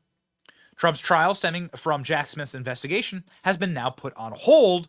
Again, more libs seething and more desperation as they twist and writhe like demons. And we got a really special montage of Jim Acosta. Remember Jim Acosta? Jim Acosta is allowed to go on CNN to have some like a therapy couch meltdown. Little soy, beta, low testosterone therapy couch meltdown. We have the best of coming up. Today's decision, this is what Donald Trump says, is a big win for America. This is Trump's exclusive comments. Donald Trump coming up live here in about 30 minutes. We'll stick through this and cover, obviously, Trump's live comments on this. We look forward to that. Today's decision, especially the fact that it was a unanimous 9-0 decision, is both unifying and inspirational for the people of the United States. It is, in fact, ladies and gentlemen. The states have no power under the Constitution to enforce Section 3 with respect to federal offices, especially the presidency, the Supreme Court wrote. The Supreme Court then broke the backs and the dreams of the Democrat Party, which were solely and totally reliant on a traffic cop, Tracy Porter. Look at this. There we go. This is what they were. This is the desperation for the libs. Okay, here we go. Tracy Porter was the person who on Thursday, she decided, in spite of the fact that every court and every judge and even the election board of Illinois, which you have to assume is totally Democrat, said that Donald Trump will be able to be on the ballot. This glorified traffic cop with her butterfly necklace decided that Donald Trump, I don't like his skin color, so he can't be on the ballot. Check this out. Here we go. Tracy Porter is an at-large Cook County Circuit judge. Porter was sworn into office in 2021, where she presides over minor traffic violations. Oh, it's good. Oh, you love to see it. That's right. The desperation, it is so delicious. It smells so good. It is, it's so tasty in the morning. You can smell it. The desperation, the cringe, the fear, the seething, the sobbing, the weeping, the gnashing of teeth. We have some of those gnashings of teeth. Here is Keith Olbermann, special little post on X. The Supreme Court has betrayed democracy. Its members, including Jackson Kagan and Sotomayor, have proved themselves inept at comprehension. And collectively, the court has shown itself to be corrupt and illegitimate. It must be dissolved.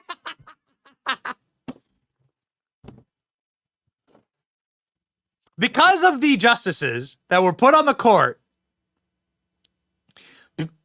due to DEI initiatives of Joe Biden, and I say that because Joe Biden straight up selected, he says he's going to select a black woman for the Supreme Court, right?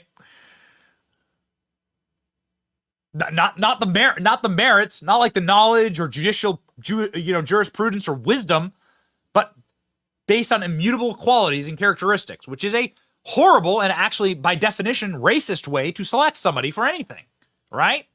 It shouldn't matter, but nonetheless. Keith Olbermann, because of Joe Biden and Barack Obama's selections to the Supreme Court, all of those justices were Barack Obama or Joe Biden selections, Sotomayor, Jackson, or Kagan. He says this court should be dissolved. That is the current state of the libs right now. This is the current state of the left.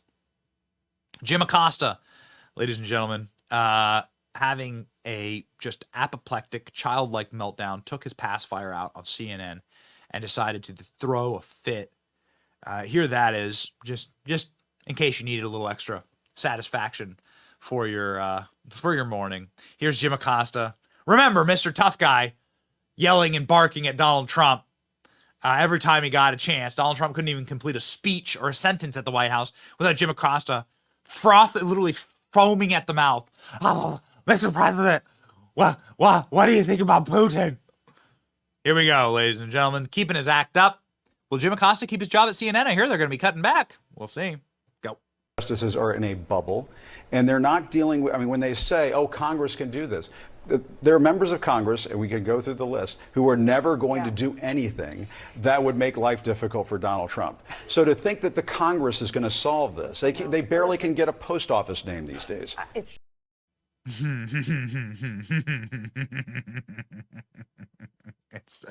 too good. All right. Okay, here we go. Well, just one meme. Just one meme we got to put up for the people. Guys, when is Byron hopping on? 11:40? Let me know.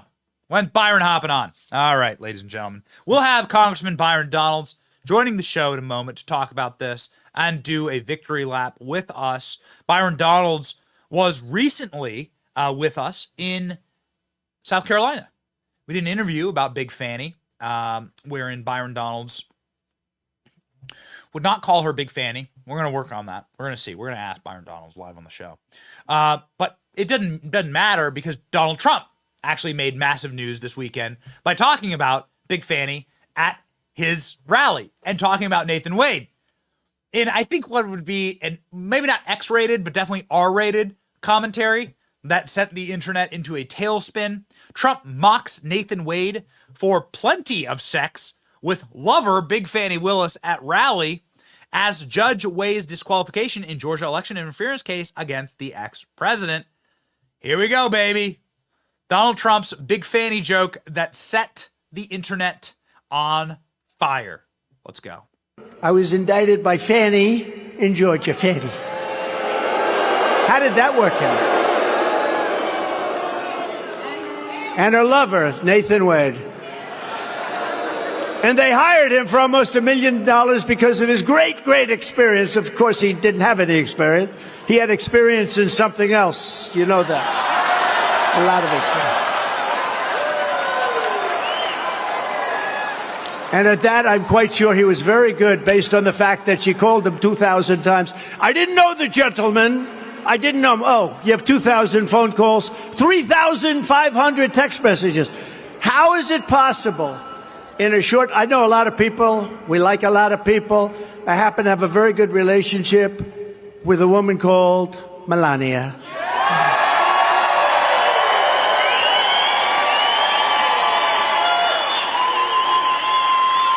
But I would venture to say in all the years that I've known her, I might not have called her 2,500 times. I know I didn't send 3,500 text messages.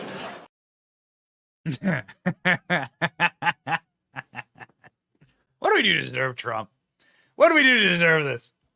Donald Trump, he must have been good at something, and then he goes like this. A classic. Big Fanny, getting humiliated there in front of a crowd of 10,000 people. And we have the crowd shots coming for you in just a second. Maybe we have them right now. Put them up. Look at that. That is not a, monster mega church. That is not a massive sporting event. That is a Donald Trump rally in North Carolina.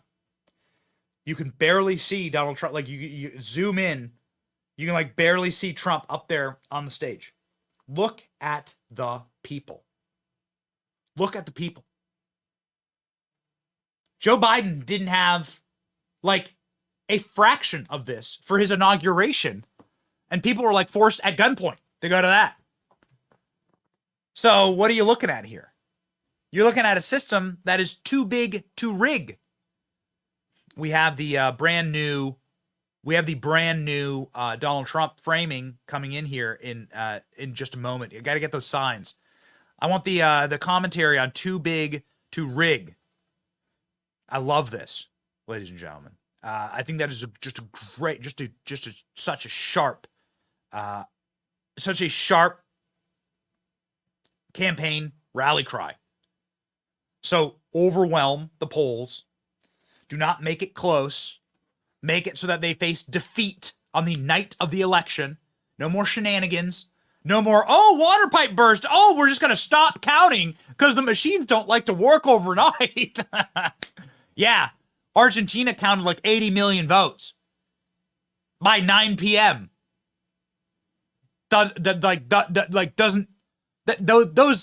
Those definitions and those excuses won't work this time. There are too many smart people in the room.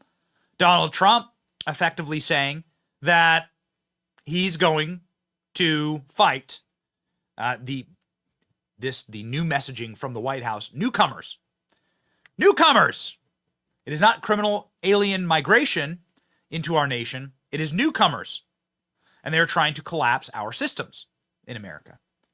But ladies and gentlemen, we are going to fight them. Here's the too big to rig messaging from Donald Trump. They actually printed out signs here from Donald Trump to be held up at the rally so you can see them here. The giant signs saying too big to rig. Pop them up. Static image. Yeah. And we're loving it. Here we go. That's the right messaging right there. There it is. I want one of those signs. We'll hang it in the studio. It's so good to just directly call these people out to their faces. It's so good to call them out for their criminality. Donald Trump being harsher than I've heard him in a long time, describing the plot to actually just destroy America, right? Evil leaders would gladly rule over a nation of ashes than to give up power.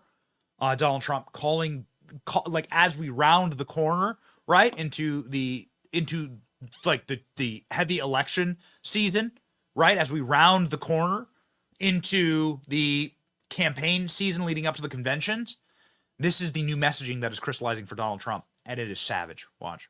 Biden and his accomplices want to collapse the American system, nullify the will of the actual American voters, and establish a new base of power that gives them control for generations.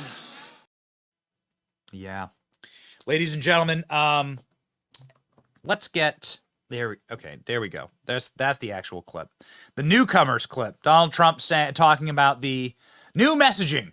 Newcomers, ladies and gentlemen. That's what they're calling criminal, illegal aliens that enter this nation and that commit murder and that commit all sorts of heinous acts against American citizens. Obviously, Laken Riley, her mother is now beginning to speak out. I hope that they are being contacted by the Trump team to speak about the horrific evils that has been done to their family, nursing student that was slaughtered in cold blood.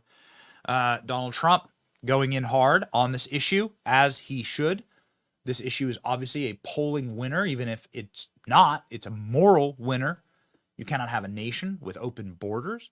You, of course, don't have a country if you have open borders. Donald Trump knows this. Donald Trump's been right on this issue since 2015 and earlier. There's only one man in the entire political arena who has been consistent and correct here, and it is Trump. And now he's really hitting his stride with this one. Go. The bill Joe Biden wants passed would give him unlimited power to grant asylum to millions and millions and millions of illegals. You know what they call them now, right?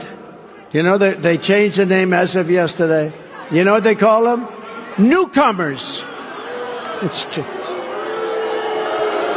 newcomers.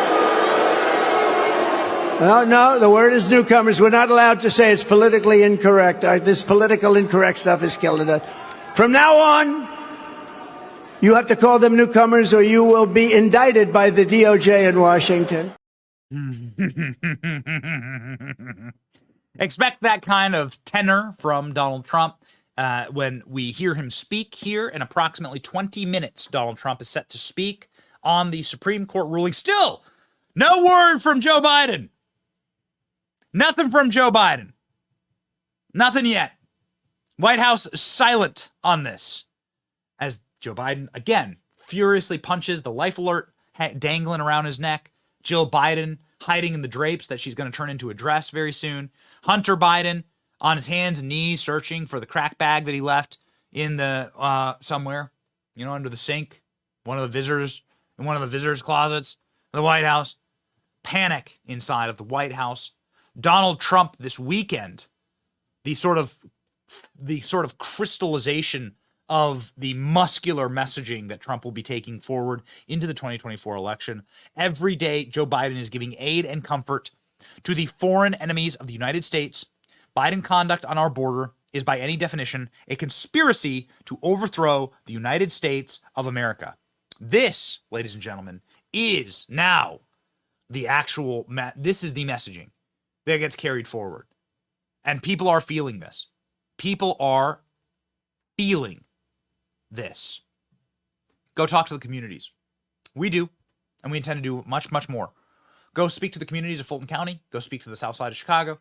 Go speak to the people in the Bronx. You can hear them screaming and begging for help. They're saying our political power is being eroded. Our voting power is being eroded. Our high schools, our gyms, our sports facilities, they're being taken over. That rampant crime, filth, degeneracy is overflowing into our streets and is making our communities less safe. How much more evidence do you need of that than Laken Riley? Of course, you need none. This is how Donald Trump wins 20, 30, 40% of the black vote. This is how it's done. This messaging. Let's go. Everything else. It's so crazy. Who would want this? Think of it. Who would want this? Open borders where people are allowed to come in from mental institutions and jails. Who would want this? Who would? Is there something good? I guess the only thing I can say is they're trying to sign them up to get them to vote in the next election. That's all it is. But they don't really need that, because what they do is they just use blank ballots. You know, they just drop ballots. So they don't really have to destroy our country for that. Although when you use blank ballots, I would say that's also destroying our country. Wouldn't you say? Every day, Joe Biden is giving aid and comfort to the foreign enemies of the United States. Biden's conduct on our border is, by any definition, a conspiracy to overthrow the United States of America. That's what's happening. The anger, the hatred, the fear. Biden and his accomplices, and that's what it is. It's really more the accomplices. I mean, the guy can't put two sentences together. He can't find the stairs to a platform. Gosh,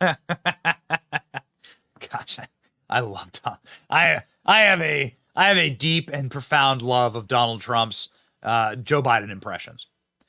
I do sincerely love Donald Trump's Joe Biden impressions. He does these impressions. He wanders around the stage, acts like Joe Biden. They are hilarious, and they do, in fact, give a great deal of credence to Shane Gillis, comedian, says that Joe Biden's like a Roomba, like that's out of batteries. Joe Biden behaves like a Roomba that's out of batteries. That's like kind of like humming a lot, like trying to like get back to its charging station. Abjectly and absolutely correct. So is Donald Trump triumphantly having just massive crowds? I mean, check this out. This is the line to get into the Donald Trump event. This is in North Carolina, this line. Look at this thing. We saw a line very, very similar in South Carolina. Look at this. It just goes on. It goes on and on and on. I wish I could tell you, oh, that's the end of the line. Nope, not the end of the line. It just continues forever, seemingly. Look at this. You've never seen anything like this, of course, for Joe Biden. I mean, it stands to reason that, like, you'd see some. Have you ever even seen a line, like, of any length to come see Joe Biden? This is the line to see Trump. This video was taken Saturday. Holy cannoli. Let it go. Goes on and on and on. How much longer, Royce? Do we even have, like, how much longer? It goes on for, like, minutes. There you go. Continuing.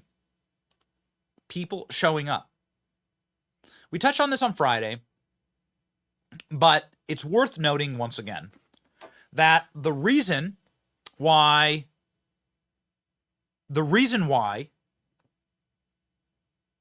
there is such an outpouring and so many people that are willing to stand in these lines and come out and show their support to Donald Trump is that they believe that their support matters. This, ladies and gentlemen, is why you don't see lines like this for Joe Biden. This is why lines like this do not exist for Joe Biden. Let's play it again, Sam. Yeah, play it again. I want to make a point here, because what we're seeing in this moment is the remaking of a political party. The Republican Party was a party that gave us John McCain, that gave us Mitt Romney, and said, you'll like it. You'll like Mitch McConnell. You'll like Kevin McCarthy. You'll like Ronna McDaniel. You're going to accept these things because we have centrally chosen that. And we said, oh yeah, okay, F off. You're gonna try and force feed us Mitt Romney? Well, Mitt Romney is resigning. He only served, I think, one term in the Senate. Romney's resigning. You're going to try and force feed us, tell us that Mitch McConnell represents us? Mitch McConnell resigning. Announced yesterday, last week, live on the show. Ronna McDaniel resigned. Kevin McCarthy, see ya. This is what it looks like when people actually believe that their support matters. When people believe that what they are doing, their activism, is actually having a difference. When they believe that they're in control of a party, and us collectively are a movement together that can save this nation. That's what it looks like. We, of course, filmed this in South Carolina. South Carolina, not a hugely populous state, We sped up our shot. Took Rolls-Royce like all day to film this. Goes the length of Chris Christie's belt is what we called this line. Stretched into 3 different counties. This was filling a massive event center. This was filming a sports arena that was packed to the gills. We have a man on the street from inside that event center coming out this week that we were filming. Packed to the gills. This is what it looks like when people feel like their vote matters. That their politics matters. Their opinion matters. And this is only happening within the Republican Party. So what does that tell you, ladies and gentlemen? It tells you that we have retaken our party. That we are in control. That the Patriots are actually winning. And that those central planners, the collectivists, call them what you will, they're collectivists at heart.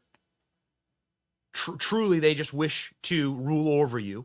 And they're angry that you have a political opinion and that you are able to voice that opinion. Ladies and gentlemen, those collectivists are losing. They've been winning for a long time. They've never lost at such a quicker pace, such a faster pace. Can we put this up? This is a live shot, ladies and gentlemen, of our friends on the left learning that Donald Trump has received a 9-0 victory. All right, ladies and gentlemen, we await. There is now a live link for C-SPAN for Donald Trump's remarks at Mar-a-Lago. So Donald Trump will be speaking shortly, ladies and gentlemen, at Mar-a-Lago. And Donald Trump will be speaking on, of course, this decision today, the 9-0 decision. And we are going to hold for Donald Trump. Very important to note here from Viva Fry, one of our favorite guests, and somebody who's just really sharp on these kind of issues. The Colorado Supreme Court and Maine Secretary of State, Illinois Judge Tracy Porter, Lawrence Tribe, and Mark Ludig all just attempted to engage in insurrection. By definition, insurrection is, and he notes here what the definition of insurrection is, whoever incites any rebellion against the authority of the United States or the laws thereof. So that's interesting. Could you make the argument that these people actually incited their own insurrection because they were standing against the laws of America? That they were going and like based on the unbelievable. What was the last time you saw a 9-0 Supreme Court decision? The unbelievable repudiation and slap in the pee-pee that the Supreme Court just handed. These seething, crying libs. Like, could you argue that the actual insurrection was them trying to break the laws of our country? What an interesting little argument from Viva Fry. Maybe that deserves a little bit of judicial oversight. Perhaps we will get a little congressional oversight on this matter. Because it does seem like the Supreme Court in this decision has directly said that it is Congress's right and sole right to enforce Section 3 in the 14th Amendment. Congress can, of course, hold trials and determine the rules for federal office, and the states cannot. Don't care if you don't like Donald Trump's skin color. Orange man bad, orange man good, irrelevant. Ladies and gentlemen, you cannot ban somebody because you don't like them for running for office. Again, we are going to be hearing from Donald Trump in short order, ladies and gentlemen. But since it is up to Congress, thus decided the Supreme Court today, we thought it'd be good to have a member of Congress join us today and talk about this, well, newly solidified and established power via the Supreme Court on the decisions of who can be president. We also thought it'd be particularly special to have somebody join us who is a deep and abiding ally of Donald Trump, somebody who, well, appears on the vice presidential shortlist probably just by sheer moxie. We don't know, ladies and gentlemen, what Donald Trump's going to choose, but somebody who is certainly excited to be campaigning with Trump, giving speeches with Donald Trump, spoke right before the South Carolina rally that Donald Trump took the stage in that barn burner, packed a sports arena, and we got Friday Night Lights energy for Trump now. Joining us, the great congressman from the state of Florida, Congressman Byron Donalds.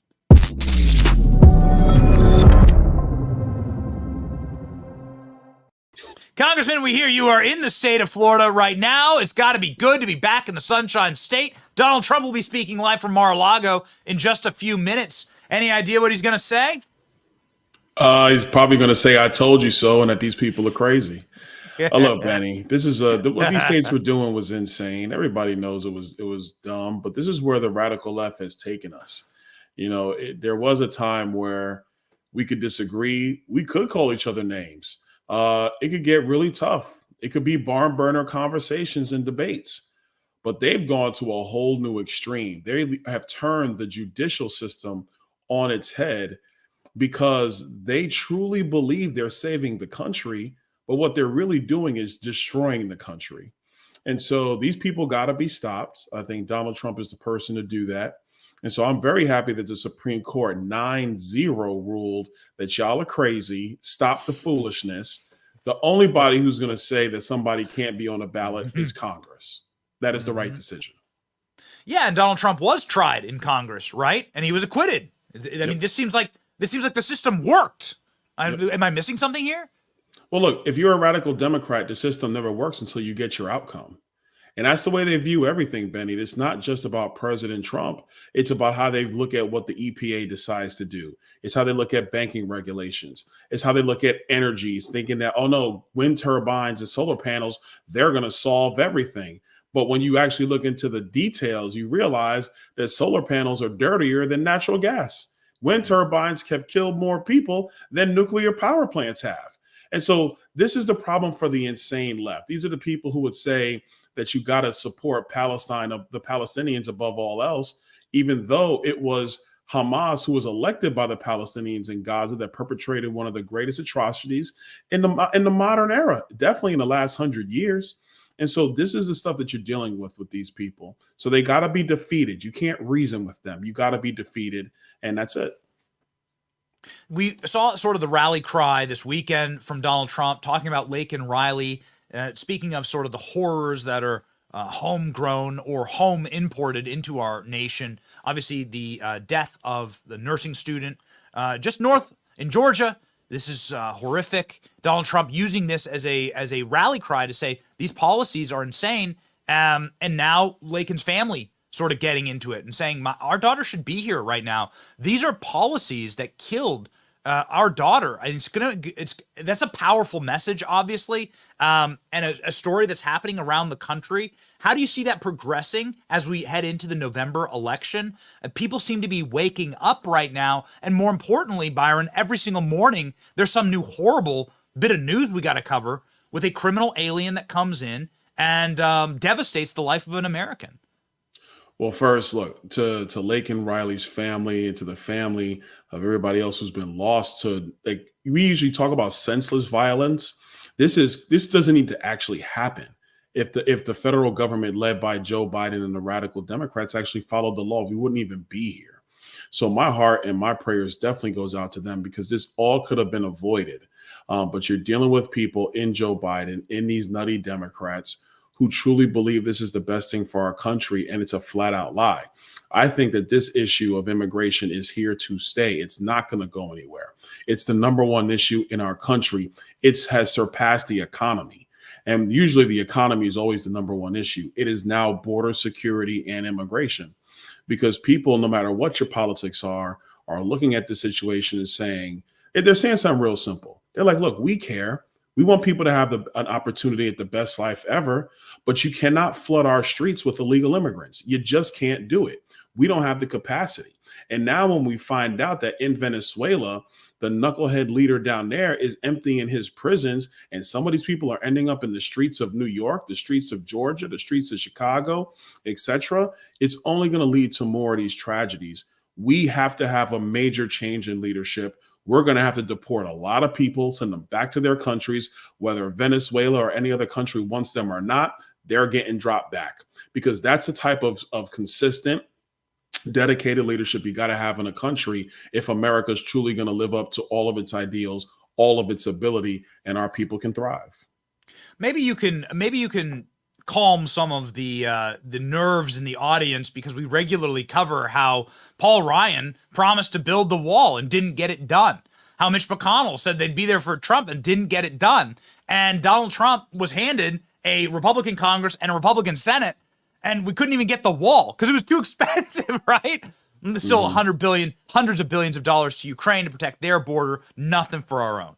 And so many people saying, like, how do we get a Congress that, when Donald Trump comes back in the office, how do we get a Congress that actually stands aside Trump and delivers? Because, as you just said, deporting a bunch of people, that's going to be one hell of a fight. Well, look, let me just tell you, there's some things I'm not going to say right now, Benny. But the conversations internally in the House and even in the Senate are, what are we going to do when Donald Trump comes back? And I think what definitely happened back in 2016, 2017 is they weren't prepared to do the job in that Congress. We're making sure that does not happen again, because, look, to be blunt, I think we got one shot at this. We have one opportunity to make sure that we get our country back on track in every way possible. It's not just immigration and border security. It's our financial system. It's sound money. It's cutting spending. It's foreign policy. We have a lot of work to do in a short amount of time. We got one moment in time to get it right. And I think that we're marshaling all those resources on the Hill to be prepared for the 47th president of the United States. So you're saying that they just weren't prepared. I mean, I guess that you could almost. I'm not just saying it, Benny. It's true. Like, they were not. Listen, let me just cut straight with you. Please. Paul Ryan and Mitch McConnell didn't think Trump was going to win, and they were not prepared. Didn't want him to win, I think. I mean, if you follow what Paul Ryan's been saying, playing right here is an ad that Paul Ryan cut in March of 2017, saying we're going to build the wall. This was a lie. This was the Speaker of the House, and he's just lying.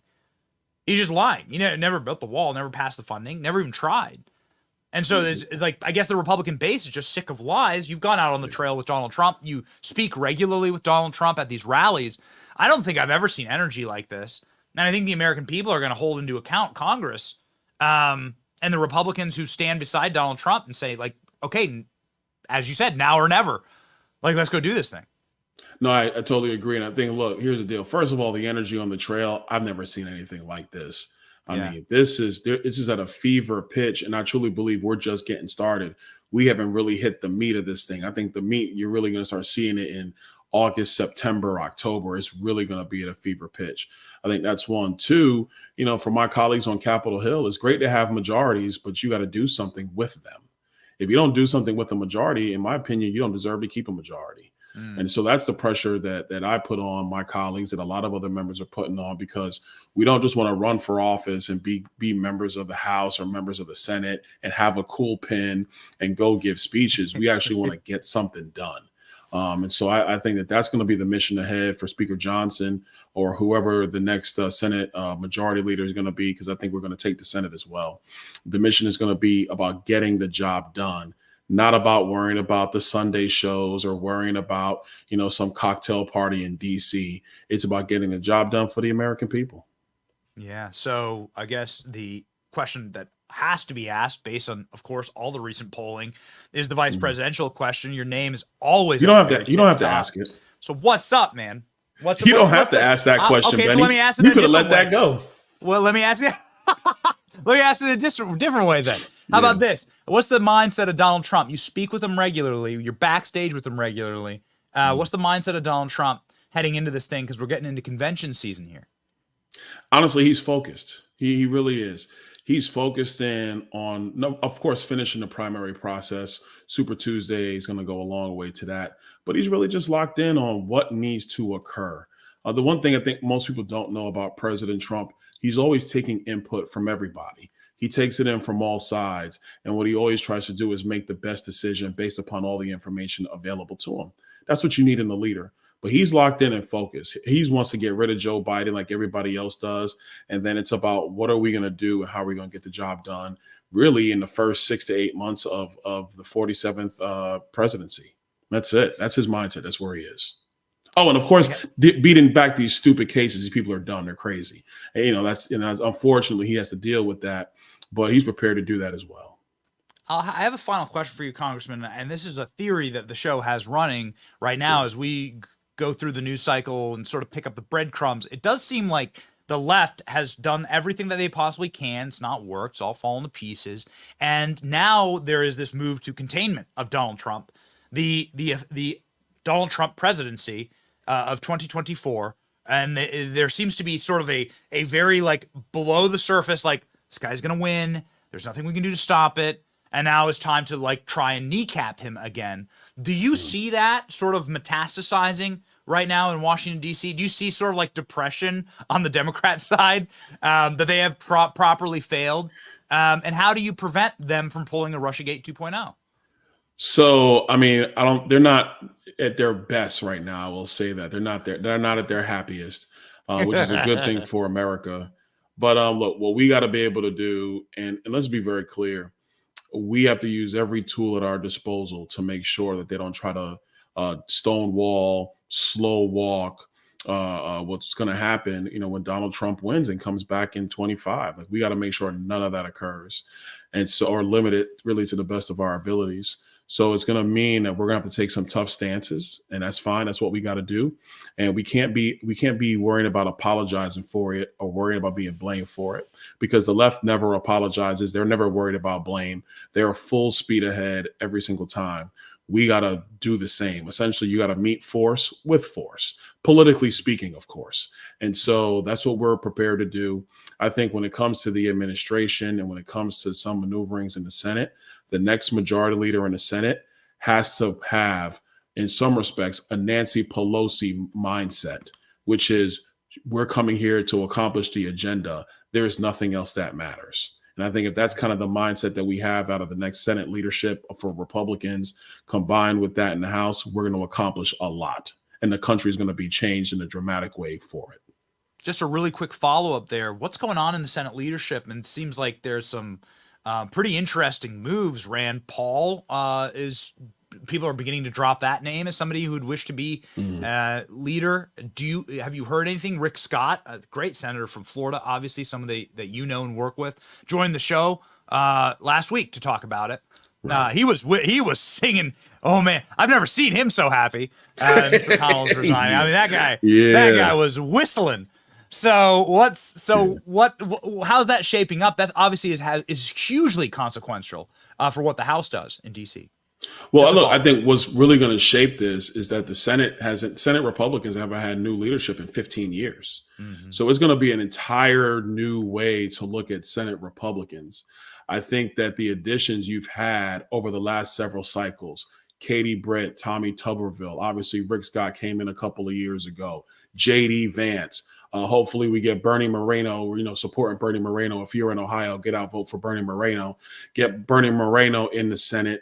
You have a whole new crop of guys, different new mindsets in the Senate that's going to have to be reflected in the leadership. And so, I'm excited to see what comes. I think it's going to be a really good thing for the Republican Party overall, because, look, Mitch McConnell, there are things I disagreed with him on. There are things that he did a good job on. I'll give him credit for that. But we need a conservative leader in the Senate. We need somebody who's going to be mission-minded and agenda-minded at all times. And I think that kind of leadership is going to bode well for the Senate. It'll actually make the job easier in the House, and it'll actually help President Trump be able to accomplish the agenda. What I'm going to tell you is I think it's going to be a wild ride for the Senate. They haven't done this in a long time. But what I'm really counting on and hoping on is that you have about 25 to 30 really tough, strong, America First members of the Senate, that they hold the line to make sure that the leadership reflects their values, their interests, and what's going to be best for the country. Yes. Uniparty in panic on life support, and Mitch McConnell obviously stepping aside, opening the way for a Republican to represent us for the first time in my adult life. You said 15 years. Yeah. I mean, we haven't had a Republican actually representing us in the Senate for a very, very long time. We're very excited about it. Final thing, because I have asked you before, Friday was a nightmare day for Fani Willis. You've come on this program to talk about Fani Willis before. Your takeaway thoughts, things are not looking good. Man, the judge just needs to do the right thing and remove her from the case. Like, what she's done is unethical, and then she got caught in it. She lied to the court. She's got to go. It's that simple. And so I think that's what the judge is going to do. He's going to remove her, going to remove, obviously, Nathan Wade. He's gone. I think that goes without saying. Then the question is really going to become, does the rest of the Fulton County office want to do this? Because I don't really think they do. I think this was Fani Willis's deal to try to put herself in position to try to run for governor or whatever she wanted to do in Georgia. I mean, she was going to lose anyway, but that's what she's trying to do. So I think that's what's going to happen. We'll see in a couple of weeks. I think that's what the judge said. He's going to come back in a couple of weeks and give his ruling. But that RICO case should have never been brought. I mean, the thing is just, Benny, it's just crazy. In America, you're allowed to contest elections. That's the thing that candidates are allowed to do. It happens all the time. For it to be akin to John Gotti, I mean, come on, give me a break. The lady was just trying to get headlines. But when you're messy, Benny, and this is a rule for everybody, when you're messy, things don't work out for you. Jim Jordan, your colleague, going after Fani Willis in Congress. Should we expect motion on that? You are allowed to contest election. You're not allowed to embezzle money, federal funds, and then use them for lavish vacations on yourself and then fire whistleblowers. That's what your colleague Jim Jordan is looking at on a committee that you sit on, actually. So no, and Jim is right to do that. Glad for his leadership. He's right to do that. We're going to get to the bottom of this thing because you just can't have it, man. Look.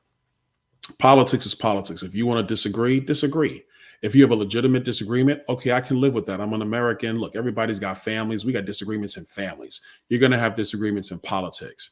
But what you can't do is turn the law on its head for political retribution. Because if you do that, you're a third world country. And if you're a third world country, you can't have a great economy. You can't have a great building better school systems, having flourishing companies. You can't have a situation where families get to just, enjoy life and build businesses and create wealth. You're too busy worrying about if somebody's going to come after you or they're going to take your property away. That's not what this country is founded upon. That stuff's got to be stopped immediately. And if it means that we got to knock people off their pedestals like a Fani Willis to make sure that happens, so be it. Yeah. God bless you, Congressman. We certainly hope that Big Fani takes a pounding in Congress, and we look forward, sir, to your work there. Godspeed. The fact that you said that with a straight face, Benny, oh my gosh. Good being with you, my man. Thank you.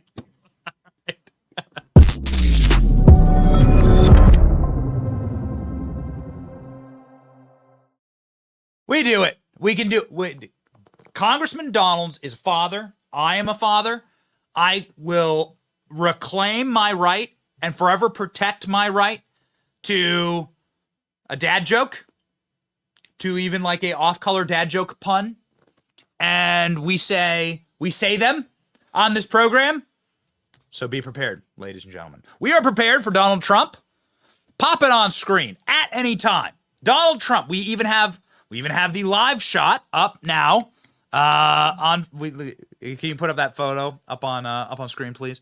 The live shot of Donald Trump from Mar-a-Lago, very presidential. Got the golden symbol there. That's like the seal of Mar-a-Lago. We got the flags and everything.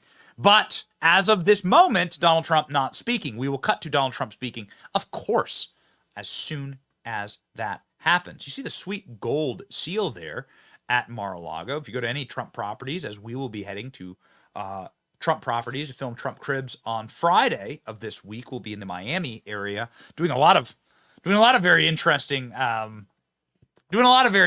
content for the show. We look forward to sharing that with you. You'll see that Donald Trump has a lot of gold in his properties. That is because gold obviously reflects and connotes and communicates value and lasting value. That is, again, ladies and gentlemen, why we encourage you to potentially, as you see the way the economy is going and you see the polling on Joe Biden, how much more damage can they do in the next 8 months? A lot. you see the need to potentially diversify your savings and your retirement. That's why I strongly encourage you to invest a little bit, diversify a little bit in gold. Use my friends at Allegiance Gold to do that. The media is certainly trying to distract you from the kind of horrifying state of our economy. $35 trillion in debt. Every 100 days we add another $1 trillion to our debt. What a sickness our political elite ruling classes have projected upon this great and healthy nation. Please consider maybe turning over your 401k, your IRA into something that is backed by gold, or getting physical gold like I do. Because it's awesome. Because it's not a fiat currency. Because it's actually real. And it's good to have something real that you can hold in your hands. Go to protectwithbenny.com today. Call 844-66-BENNY. Get right now $5,000 in free silver with a qualifying purchase. Don't get fooled by inflated stock values or the promise that the economy is stable. Protectwithbenny.com today. My friends at Allegiance Gold will take care of you. All right, ladies and gentlemen, Donald Trump speaks soon after Supreme Court ruling. We got the brand new photo up, ready to go with that seal. Maybe that seal is from Allegiance Gold. We have no idea. We don't know. We're not sure, ladies and gentlemen. They got the live shot up, which means that Donald Trump incoming imminently from Mar-a-Lago. Donald Trump will, of course, walk out onto the stage there. Flanked, well, maybe not on camera, but flanked always by Secret Service. What do the elites in this country use to protect themselves? Well, firearms. What should you use to protect yourselves? Well, firearm, honestly. You have a right to it. We have an ongoing and running celebration of the Second Amendment on this program. There's a reason why we have a wall of AR-15s behind us, provided, of course, by our friends at Spikes Tactical. It's called Monday Gun Day, and while we await Donald Trump and his armory to give a speech, let's do our Monday Gun Day feel-good story of the week.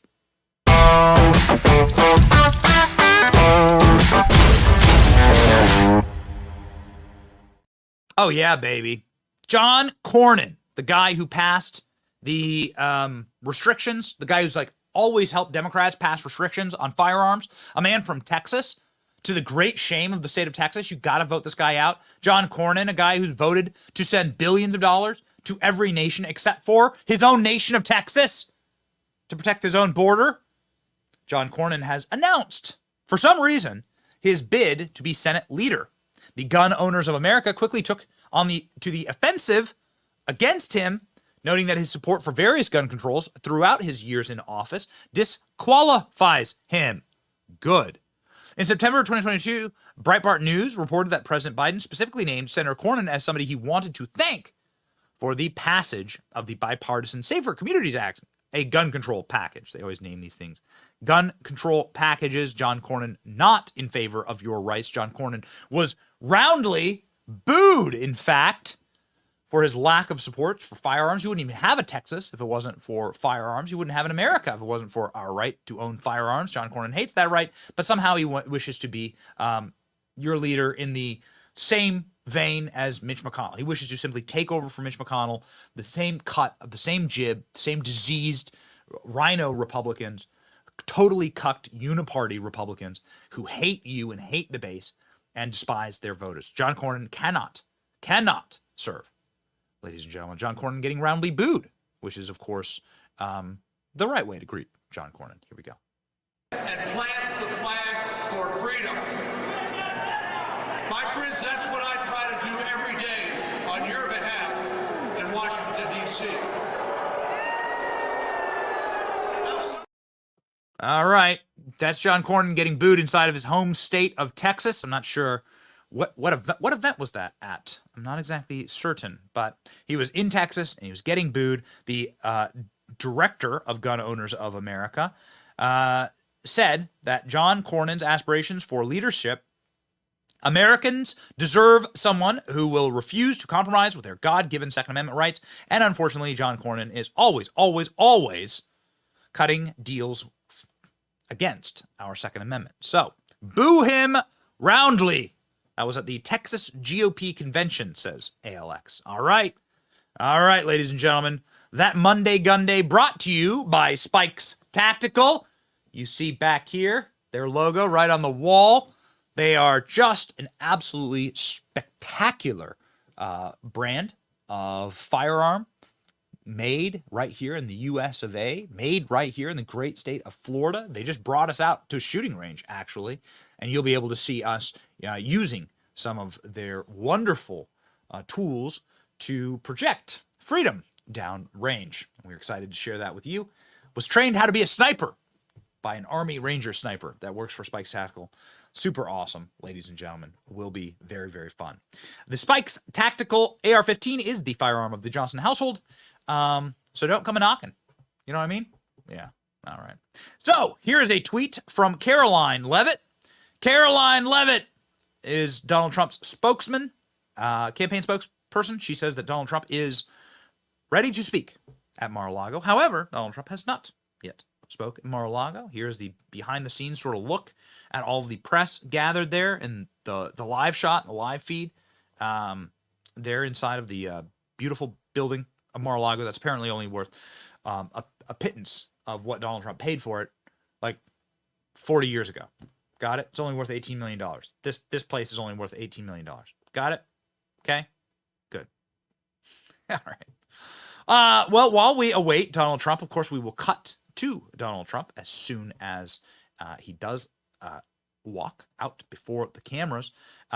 We do have some hilariously embarrassing but very, very predictable news, which is that Nikki Haley has won a single primary, which doesn't really count as a state because Washington, D.C. is not a state, doesn't have members of Congress, doesn't have senators, anything like that. D.C. is not a state, so it doesn't actually count. Donald Trump will win all of the states, but Nikki Haley won a district, a federal district, yesterday. So Nikki Haley won Washington, D.C. Gets very, very few delegates for that victory, but does really tell you everything you need to know about Nikki Haley.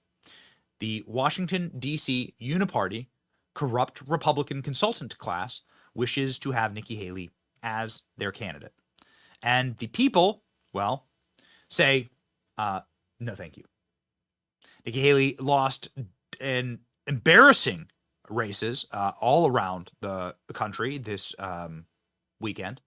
Donald Trump's Super Saturday, Trump wins clean sweep of Idaho, Michigan, and Missouri, blows out Nikki Haley, blows Nikki Haley out of the water. Sorry, let's read the full headline. Blows Nikki Haley out of the water in Republican caucuses, inching closer to a rematch with Joe Biden. Donald Trump now well above 200 delegates. Donald Trump at 247. Remember, you need 1,200 to clinch the Republican nomination. Super Tuesday is tomorrow. I don't know how many delegates are at stake. Not exactly certain, but certainly hundreds will be on the table for Super Tuesday tomorrow. Can Nikki Haley muster a win of a single state? I don't think so, ladies and gentlemen. I highly, highly doubt it. This does tell you everything that you need to know, that Washington, D.C. voted for Nikki Haley. She is, in fact, a Democrat. She has Democrat policies. She has Democrat politics. She fetishizes Democrats. She says that she loves Hillary Clinton, and Hillary Clinton is her slay queen hero. Okay. She has Democrat voters. We have gone through this time and time again, that like only Democrats show up to vote for Nikki Haley. Polls show that the last person that Nikki Haley voters voted for was Joe Biden in the 2020 election. So there are literally Joe Biden voters showing up to vote for Nikki Haley. What does that tell you? She's not a Republican. No real Republicans wish to vote for her or support her. And so, ladies and gentlemen, Nikki Haley is an awful Manchurian candidate. 800 plus votes up for grabs tomorrow. 850 delegates. Donald Trump is currently at 247 delegates. And all Donald Trump needs is 1,200 delegates in order to clinch and zip up the Republican nomination for president. And so, with a massive victory, if Donald Trump sweeps all the delegates tomorrow, he'll be only like 100 delegates short actually. He'll have 1,100 delegates. So he'll be like 100 delegates short of like clinching the Republican nomination. Like Donald Trump may well clinch the Republican nomination tomorrow. Ladies and gentlemen, we shall see.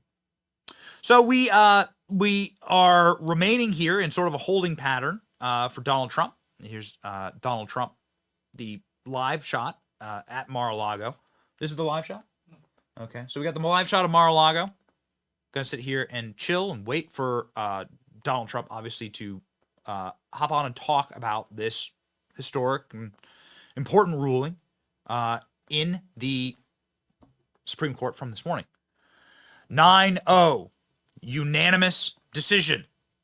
Something that something that you could argue is something that we were waiting for. Obviously, there were many people who declared that this was going to be something that was going to happen for Donald Trump, even before this ruling. There were mulings, gripings, bitchings, and moanings of some of the worst libs in Washington about how Donald Trump could win a direct 9-0 victory. The reason it got to that point is because the petitioners couldn't even convince like Ketanji Brown Jackson or Elena Kagan about their argument. Like, you know, it's really bad when Ketanji Brown Jackson and Elena Kagan are the ones arguing against the libs. Ladies and gentlemen, here is some of the, our favorite bits of audio, actually, from the actual arguments before the Supreme Court. Again, as we wait for Donald Trump's live remarks here, where they're calling out the liberal petitioners from Colorado. They're calling them out, being like, "What the hell are you doing here? This seems like it's really bad for democracy," they say, when single states can decide who can be on the ballot.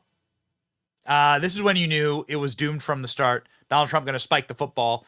Shockingly, the liberals on the court supporting Donald Trump in this. Have a listen. That the question that you have to confront is why a single state should decide who gets to be president of the United States. The framers were concerned about charismatic rebels who might rise through the ranks up to and including the presidency of the United States. But then why didn't they put the word president in the very enumerated list in Section 3? The thing that really is troubling to me is I totally understand your argument, but they were listing people that were barred, and president is not there. If there's an ambiguity, why would we construe it to, as Justice Kavanaugh pointed out, against democracy? So why would you be arguing that you are protecting democracy by not allowing people to vote? Says the liberal justices on the Supreme Court. You wonder why this thing went down in flames. Justice Kavanaugh, obviously, asking, like, hey, you're trying to rip Donald Trump off the ballot because of insurrection. Yet he hasn't been charged with insurrection. Nobody's charged him with insurrection. I mean, not just not found guilty, he hasn't been charged with it. So what would you say you do here?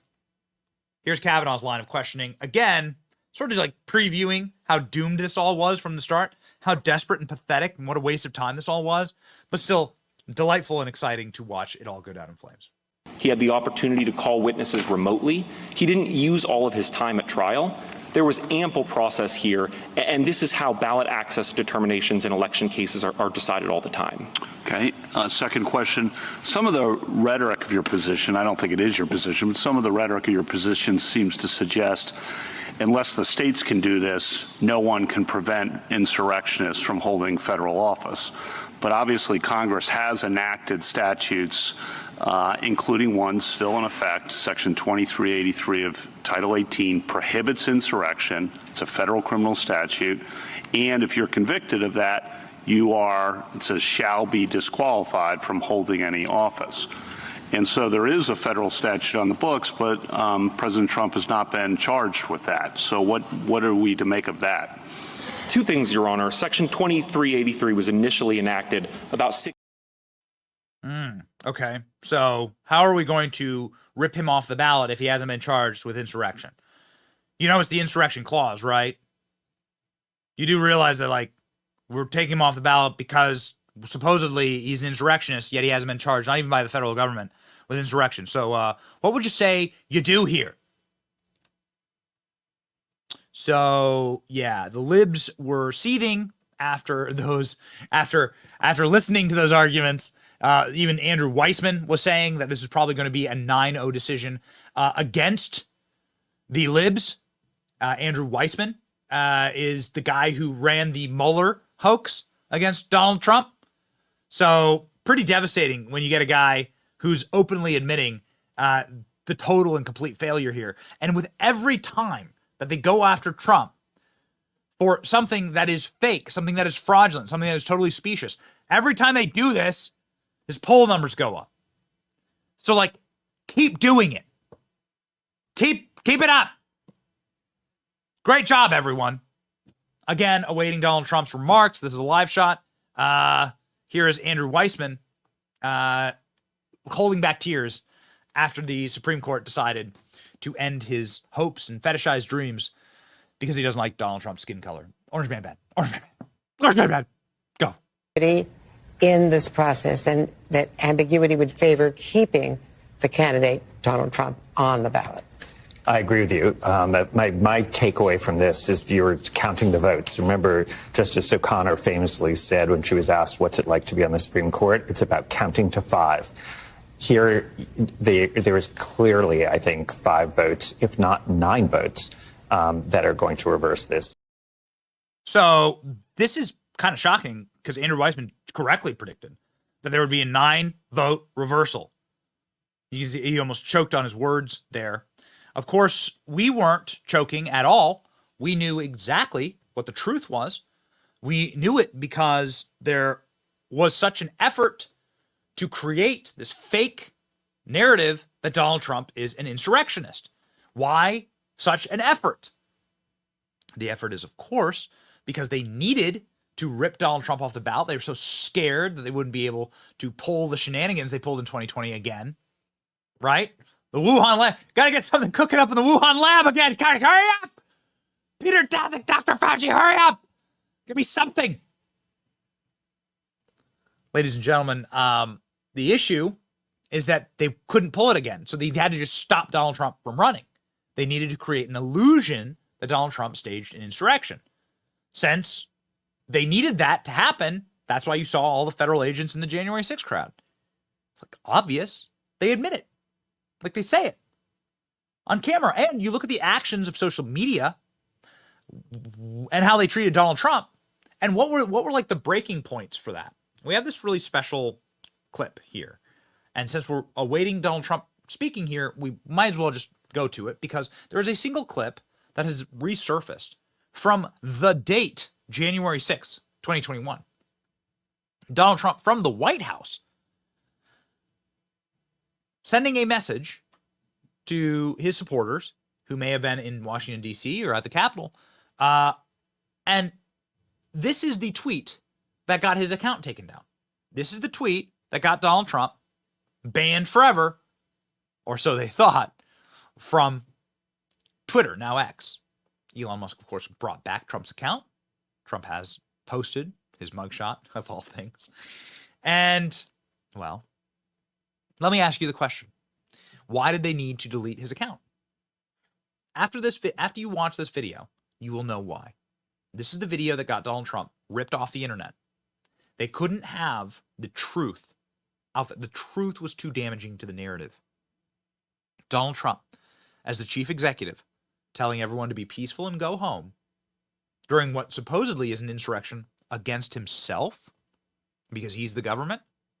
Yeah, this is inconvenient. Have a listen. I know you're hurt.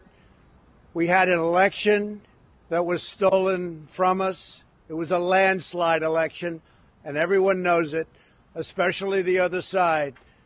But you have to go home now. We have to have peace.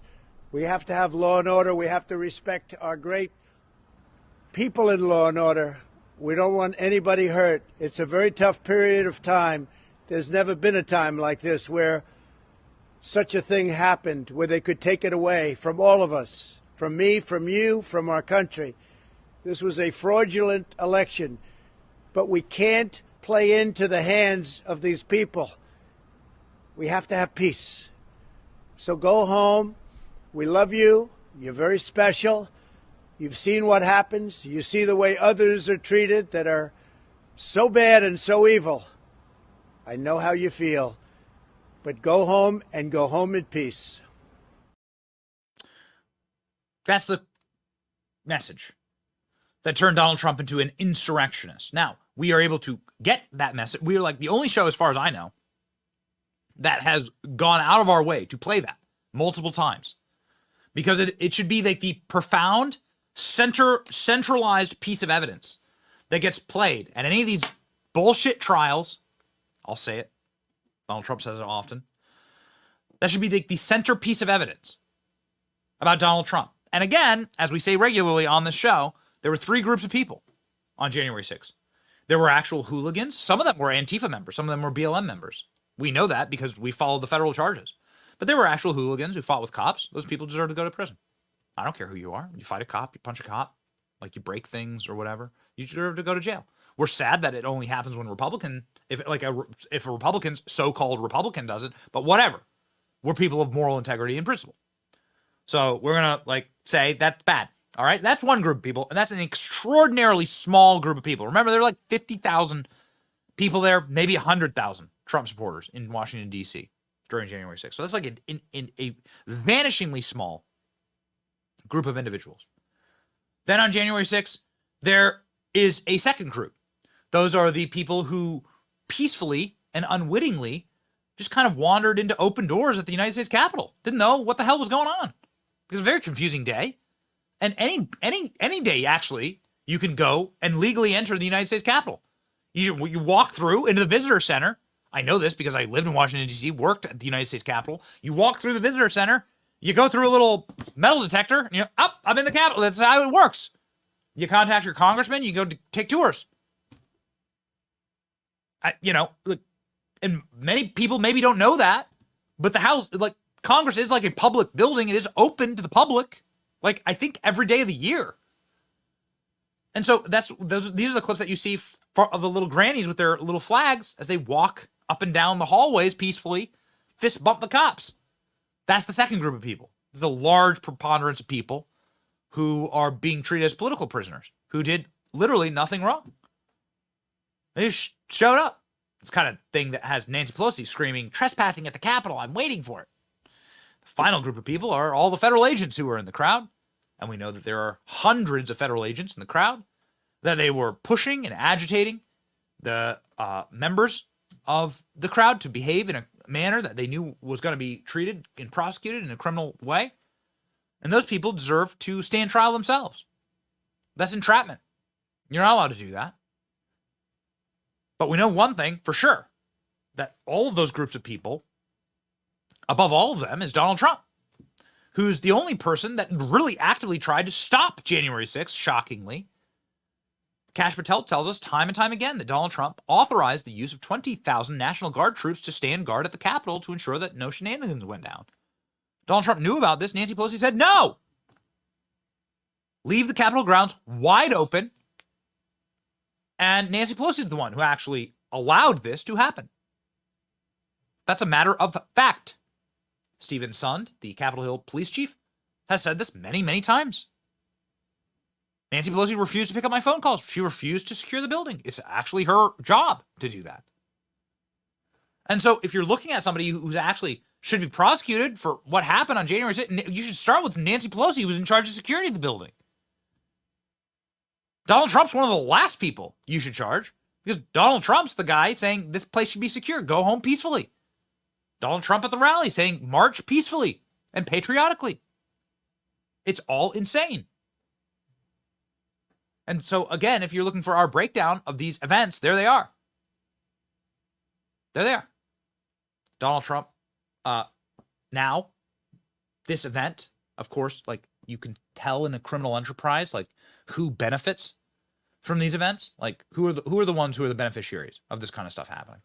The left is trying as hard as they can to maximize the imagery of Donald Trump as an insurrectionist. And the reason why they're doing that is because they need that narrative. They needed that narrative to be out there, to rip him off the ballot. Boy, these people, they are central planners, dude. But they planned on this, and now it's all falling to pieces. Now it's all collapsing. The goal was to suppress the vote. The goal was to stop Donald Trump from becoming president again. And now, ladies and gentlemen, they are losing, not just by a little bit. They're losing 9-0. 9-0. Oh, this is good. Yeah, Donald Trump. 9-0 is what's up. We are looking at a live shot of Mar-a-Lago, Donald Trump, to speak. We heard it was at noon. And so, ladies and gentlemen, we thought it'd be a nice way to cap off the show. Trump's remarks. We're going to stick with it, obviously.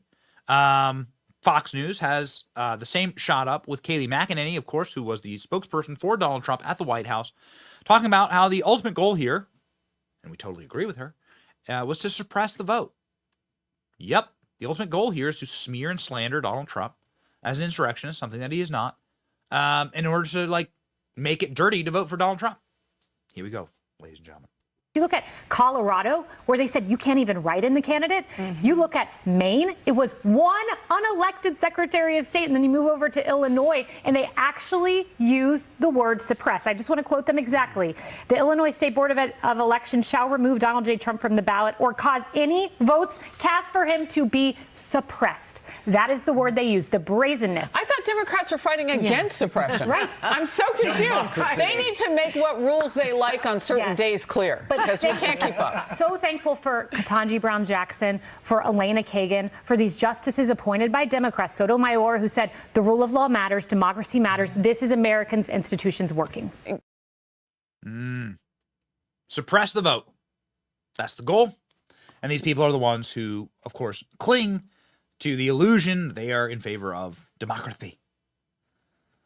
So it's all collapsing.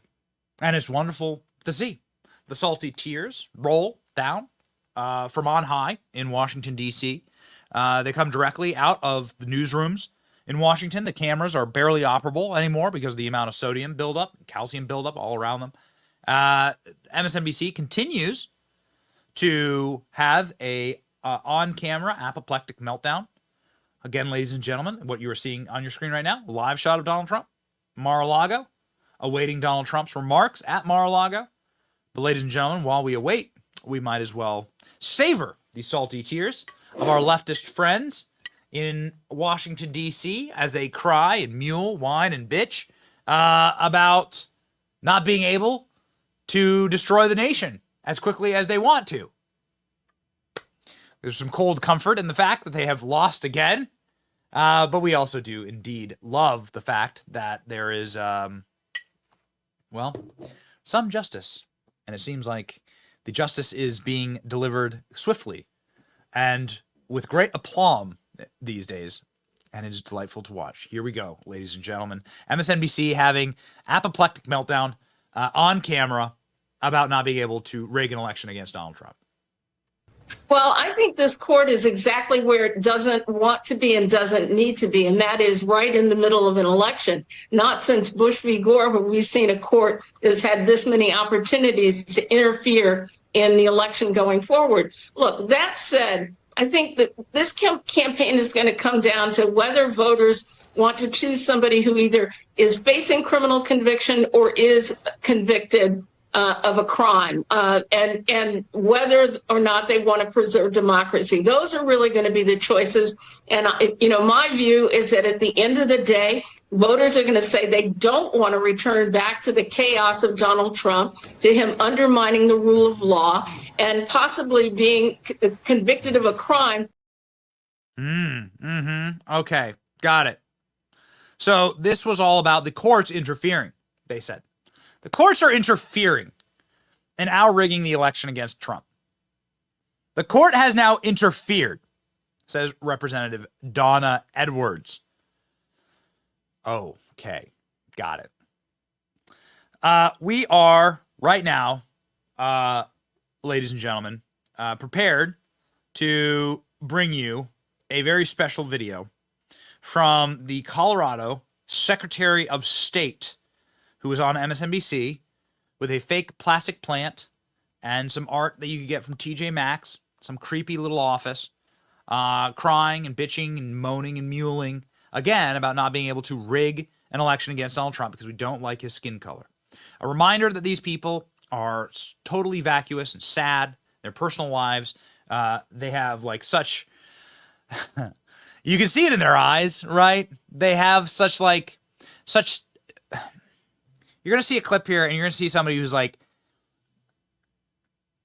clearly a miserable person who looks unblinkingly into the camera as they read their talking points and is just so angry and seething, searing and dripping with hate at her fellow countrymen.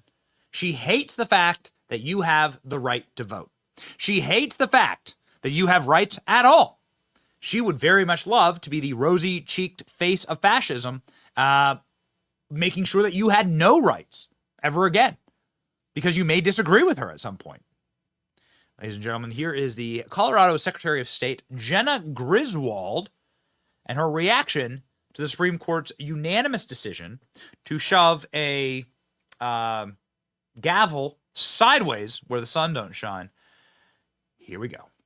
My larger reaction is disappointment. I do believe that states should be able, under our Constitution, to bar oath-breaking insurrectionists.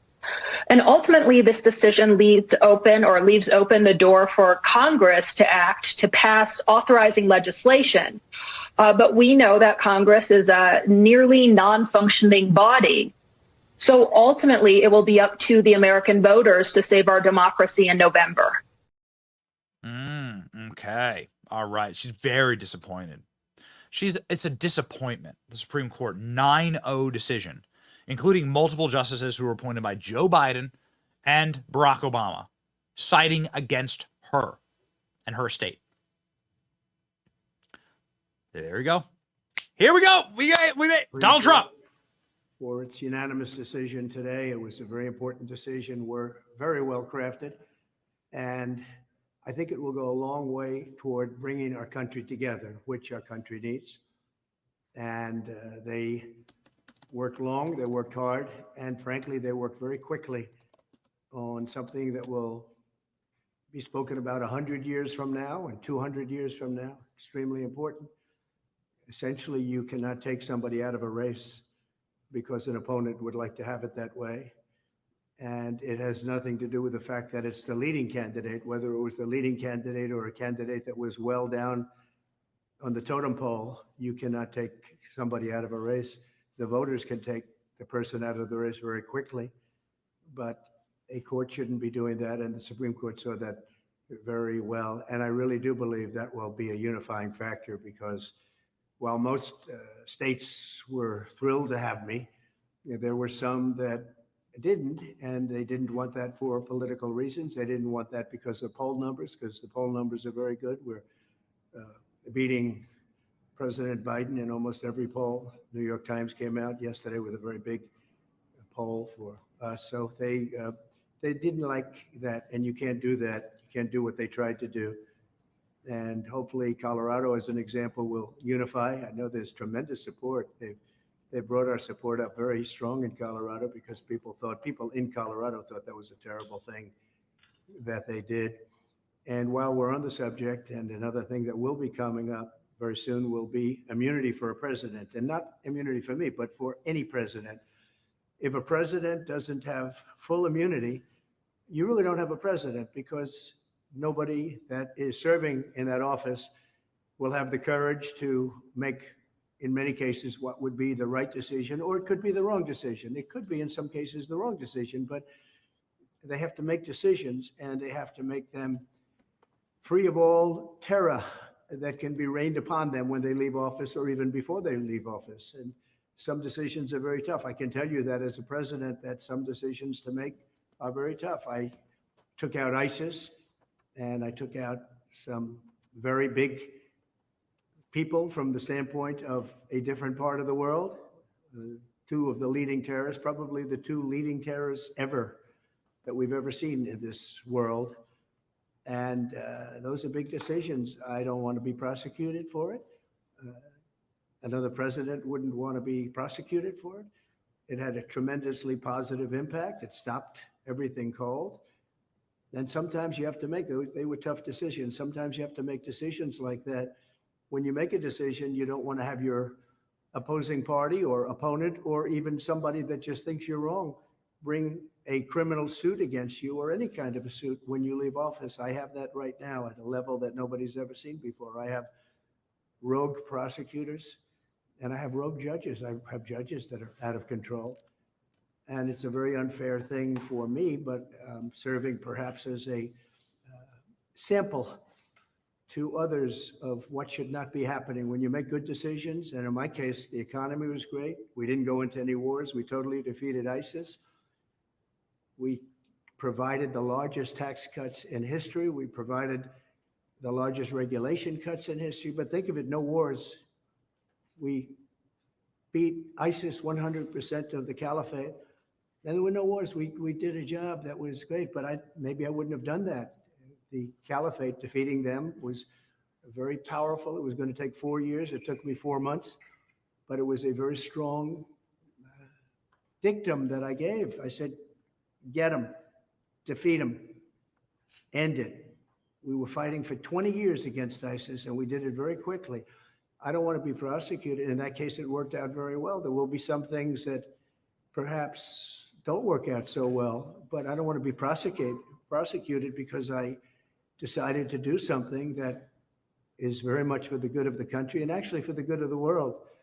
The president shouldn't have that on his mind, and he has to have a free and clear mind when he makes very big decisions, or it's going to be nothing more than a ceremonial post. You'll be president, it'll be a wonderful thing, and you won't do anything because you don't want to be hit by your opponent or hit by somebody else, because who wants to leave office and go through what I've gone through?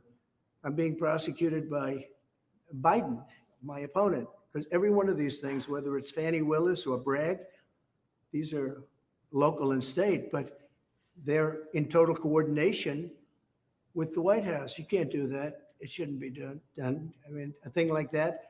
In the case of the DA's office, they put one of the top people, maybe the second person, in the Manhattan DA's office to get Trump. They had a Hillary Clinton lawyer leave the law firm, very prestigious big law firm, leave the law firm to go into the DA's office to get Trump, Pomerantz, Mr. Pomerantz. So he goes in to become a prosecutor, worked for the Democrat Party and Hillary Clinton, goes in to prosecute Donald Trump at a local level in total coordination with the Department of Justice, meaning Biden. And then you have the Fannie Willis, or as she would say, Fani, F-A-N-I, Fani.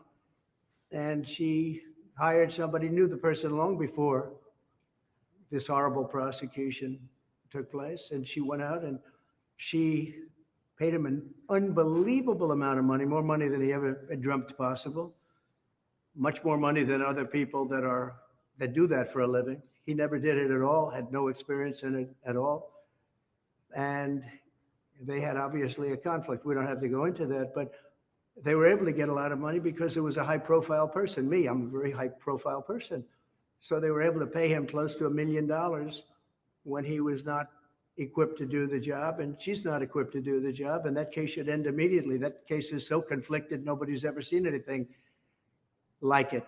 And then you have deranged Jack Smith, who's a Trump hater and represents all the Trump haters, and he's going wild. He's just a wild man. He's been overturned unanimously by the Supreme Court. Went after other people over the years. He's had great failure, but he's mean, he's nasty, he's unfair. And the judges on these cases, they're all Trump haters, other than we have maybe one or two that I think can be fair. But you look at New York, what's happened. I mean, these people have tremendous hatred. You can't do this to a president. And again, I'm not talking about me, I'm talking about in the future. A president has to be free. A president has to be, if the president does a good job, I did. Some people would say a great job. But if the president does a good job, a president should be free and clear, and frankly celebrated for having done a good job.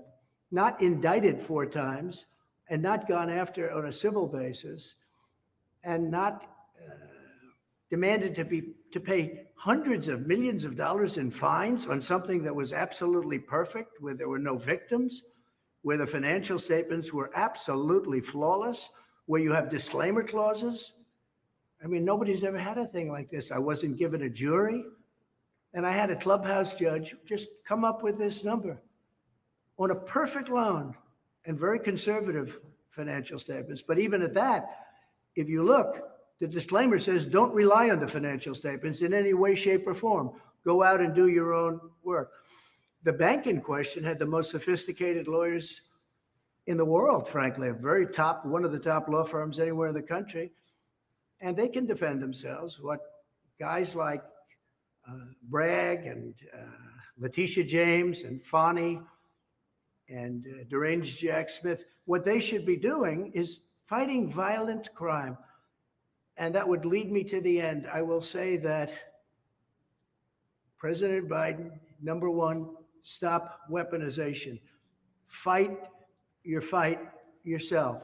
Don't use prosecutors and judges to go after your opponent, to try and damage your opponent so you can win an election. Our country is much bigger than that. The other thing I say to President Biden, close the borders now. This is not sustainable for our country. It's not sustainable for our cities. Our country is under siege. This is a violent thing that you've done. And many people are dying. Many, many people are dying. They die on the trip up. They die going through the border. And they die in our country. But many of the people coming up are from prisons and jails, from mental institutions and insane asylums. Many are terrorists. You see it. Many, many are terrorists. And I believe the real number that we have right now is probably closer to 15 million people. And by the time the term ends, I believe the president's term ends, I believe you'll be at close to 20 million people. That's almost larger than any state in the union. Our country, it is not sustainable. Many of these people are tough. Many of these people are bad. They come from some of the roughest countries in the world and some of the roughest prisons. We have prisons in the Congo, in Africa, coming. We have people coming from all parts of the Middle East. They're coming from Yemen, and yet you are bombing Yemen. You have to stop. You have to close the border. You have absolute authorization. You don't need Congress. I had the safest border in the history of our country. And I didn't use Congress for it. And then I built hundreds of miles of wall. And the reason I built it and how I built it was I considered it an invasion of our country. And I took the money from the military, and the Army Corps of Engineers did it with me. And we did a great job. And we had the safest border we've ever had. And now we have the most unsafe border anywhere in the world at any time. There's never been a border like this at any country, anywhere in the world. They would have fought with sticks and stones to stop the horrible situation that's occurring. Our people can't stand it, and the people coming in really can't stand it because they're dying. Many are dying on the trip up, and they're dying in the country. And also, many of the people are criminals, and they're doing tremendous harm. I call it migrant crime. It's migrant crime. It's a new category of crime. They're hurting our country horribly. And we've become a laughing stock all over the world. So I say respectfully to President Biden, you have the authorization right now. I did it. I didn't go to Congress and say, do I have the right to close? I fought Congress on it. Close the borders. You can do it right now. You have everything. Use my policies. My policies were great. Everybody said it. Use my policies. So just to finish, I have great respect for the Supreme Court.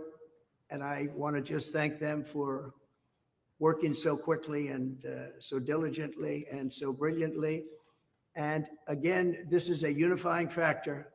Everybody now is together, and they can go after me as a politician. They can go after me with votes, but they're not going to go after me with that kind of lawsuit that takes somebody out of a race who's leading in this case, but even if the person wasn't leading. And I want to thank you all for being here. Do we have any questions? Yes. Mr. President, the poll numbers are massive for you going into Super Tuesday.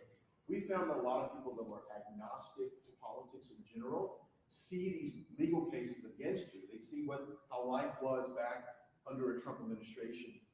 Do you think that's the key to pull some of these independent voters into this next election, seeing that legal cases are unfair, they have no merit, and also the poll numbers for life before Trump? It's such an interesting question because historically, a thing like what I've been going through would have hurt a political party or a political candidate terrifically. You wouldn't even run. You wouldn't be able to run. You'd get out.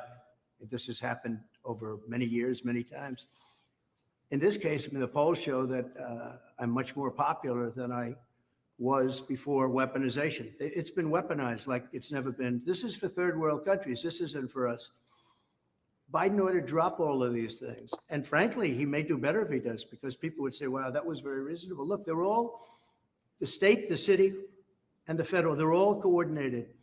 Fannie Willis's lover spent hours and hours at the White House, I guess with White House counsel and with DOJ, plotting out this plan. Nobody talks about that. They're all coordinated with the White House. It's weaponization. Never been done in this country. It's been done in third world countries, banana republics, never in this country. So I really believe what they should do is really go all the way, go out and stop all of this nonsense. They're nonsense cases and everybody sees it. You just look at Atlanta. It's such an embarrassment to Georgia, what's happening there. But Jack Smith, I don't think is any better. Letitia James is terrible. She campaigned on, I will get Trump, I will get Trump. And then it goes before a Trump-hating judge. I mean, the whole thing is a rigged deal. And the public understands it. I'm lucky that I'm able to explain it to the public, because if you weren't able to explain it, the public wouldn't know. They'd believe what they see. So I don't want to win this way. Look, I want to win based on my policies are better. We're going to cut taxes. We're going to get interest rates down. You're going to be able to buy homes again. I mean, you can't buy a home today. The interest rates are so high. I want to win on state borders. I want to stop wars. I want to stop the war in Ukraine with Russia. I want to stop what's happening in Israel. Israel would have never been attacked if I were president. Ukraine would have never, ever been attacked if I was president. You wouldn't have had inflation. Inflation was caused by high energy prices. I had low energy prices. I would have kept them there very easily. And it probably maybe caused the war with Ukraine, because Putin became rich all of a sudden. It went up so much. And I watched President Biden talking about Putin. Putin became very rich because at $100 a barrel, he's got so much money to fight a war. At $40 a barrel, he doesn't have the money to fight a war. But he wouldn't have done it anyway because I told him not to. So I just want to thank all of you for being here. I think it's a very big day for America. I think it's a very big day for liberty. And I think it's just a great day for this country. Again, I hope it's unifying like I think, but it is. It's a big step toward unification. I hope that the justices, because they'll be working on some other cases, but one in particular, presidents have to be given total immunity. They have to be allowed to do their job. If they're not allowed to do their job, it's not what the founders wanted, but perhaps even more importantly, it will be terrible for our country. Thank you all very much. I appreciate it. Thank you. What would you do to prevent states like Alabama?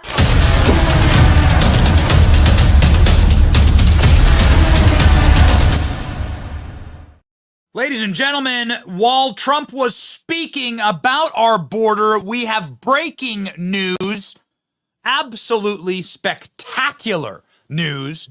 Donald Trump walking away there from the questions, Donald Trump delivering an absolutely strong and confident message to the American people, saying, I wish to win on my policies, not because of lawfare. Well, Donald Trump just had a massive win, ladies and gentlemen, or at least the policies of Donald Trump, a massive win in federal court. The governor of Texas has just announced breaking huge news. Federal appeals court allows Texas immigration law to take effect. Law enforcement officers in Texas are now authorized to arrest and jail any illegal immigrant crossing the border. Boom, baby. No, Greg Abbott, please. the tweet from Texas Governor Greg Abbott.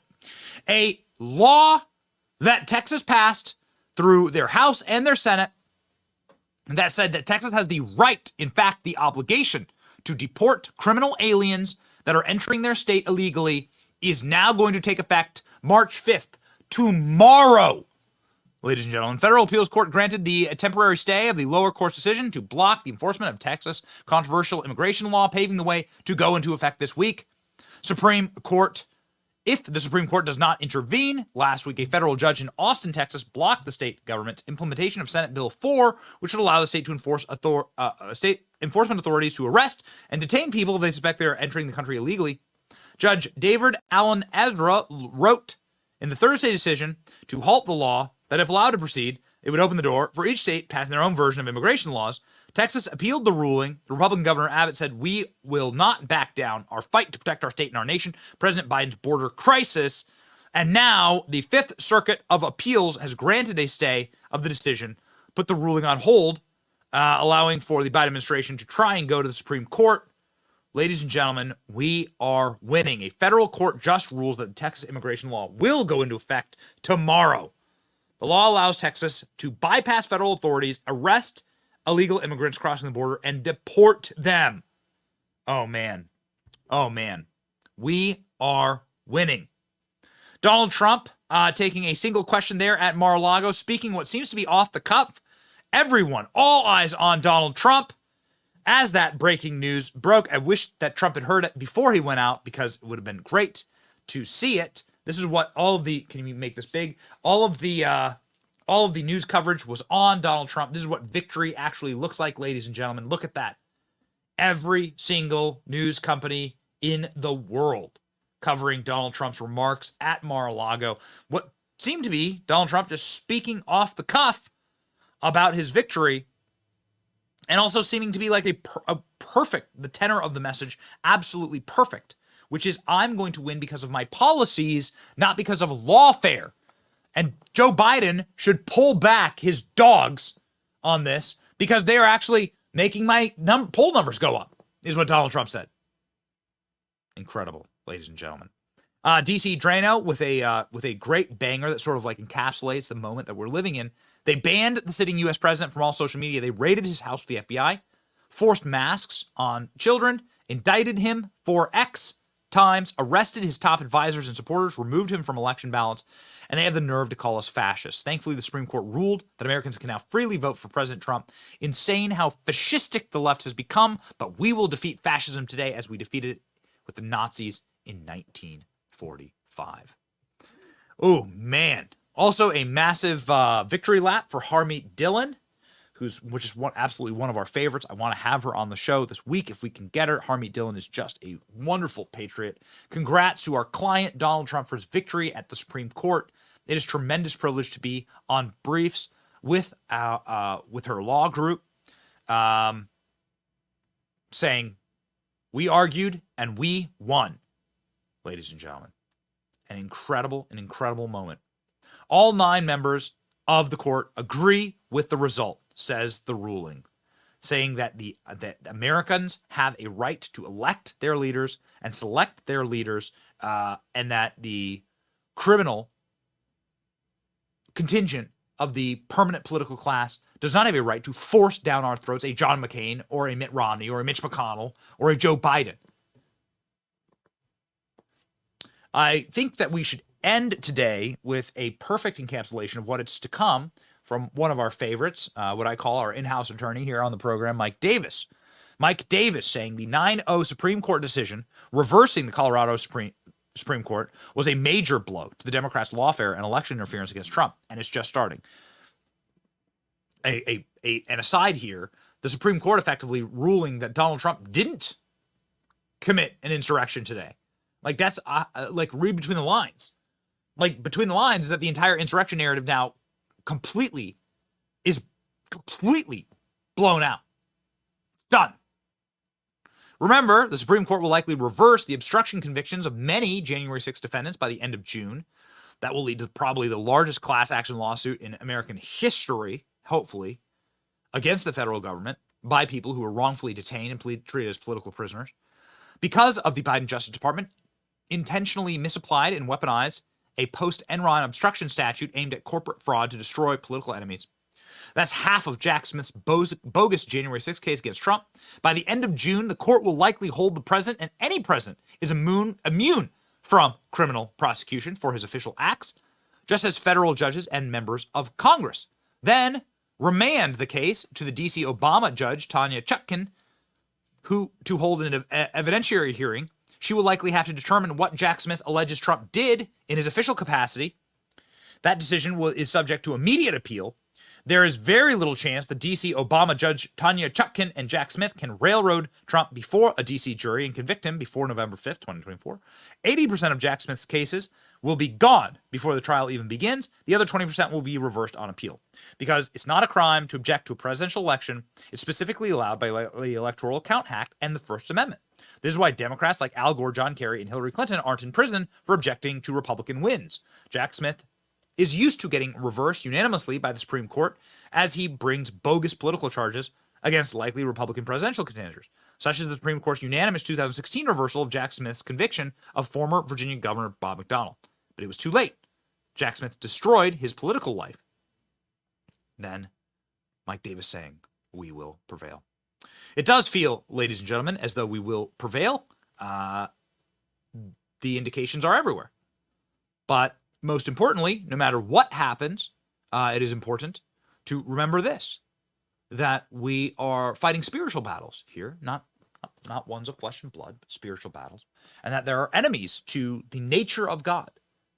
What is protecting us today is the same thing that protected us 250 years ago and throughout all time, which is God's providence for us and his gifts to us.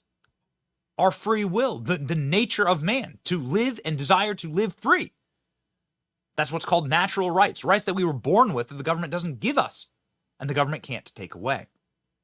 It's why we always end this show with a verse of the day from Psalms 46. Be still and know that I am God. I will be exalted among the nations and I will be exalted in the earth. Come on. Y'all need Jesus. We'll just say it every single show all the way up till November. Let God be exalted among the nations, even this evil nation, and the earth. Ladies and gentlemen, super important for us to remain united in victory, to march together. We hope that you consider joining the Benny Brigade at BennyJohnson.com to be an official brigade member, to be part of the community that we're building here as we march onward to victory. I'm fighting right alongside you. It's your boy, Benny. Do we have a good meme, Rolls Royce? We do. Let's do the, can we do the Patton meme? Yep. Yeah? All right. Let's do the Patton meme. Let's send us off with a victorious meme, ladies and gentlemen, for this victorious day, this 3.5-hour live feed that we kind of got in the studio like, let's do it. Let's do it. Let's be live when they decide this. And we were, ladies and gentlemen, and we will be there for you. Please be there for us as we bring you the good news, signed with a bow on top, a meme just for you. It's your boy, Benny. See ya.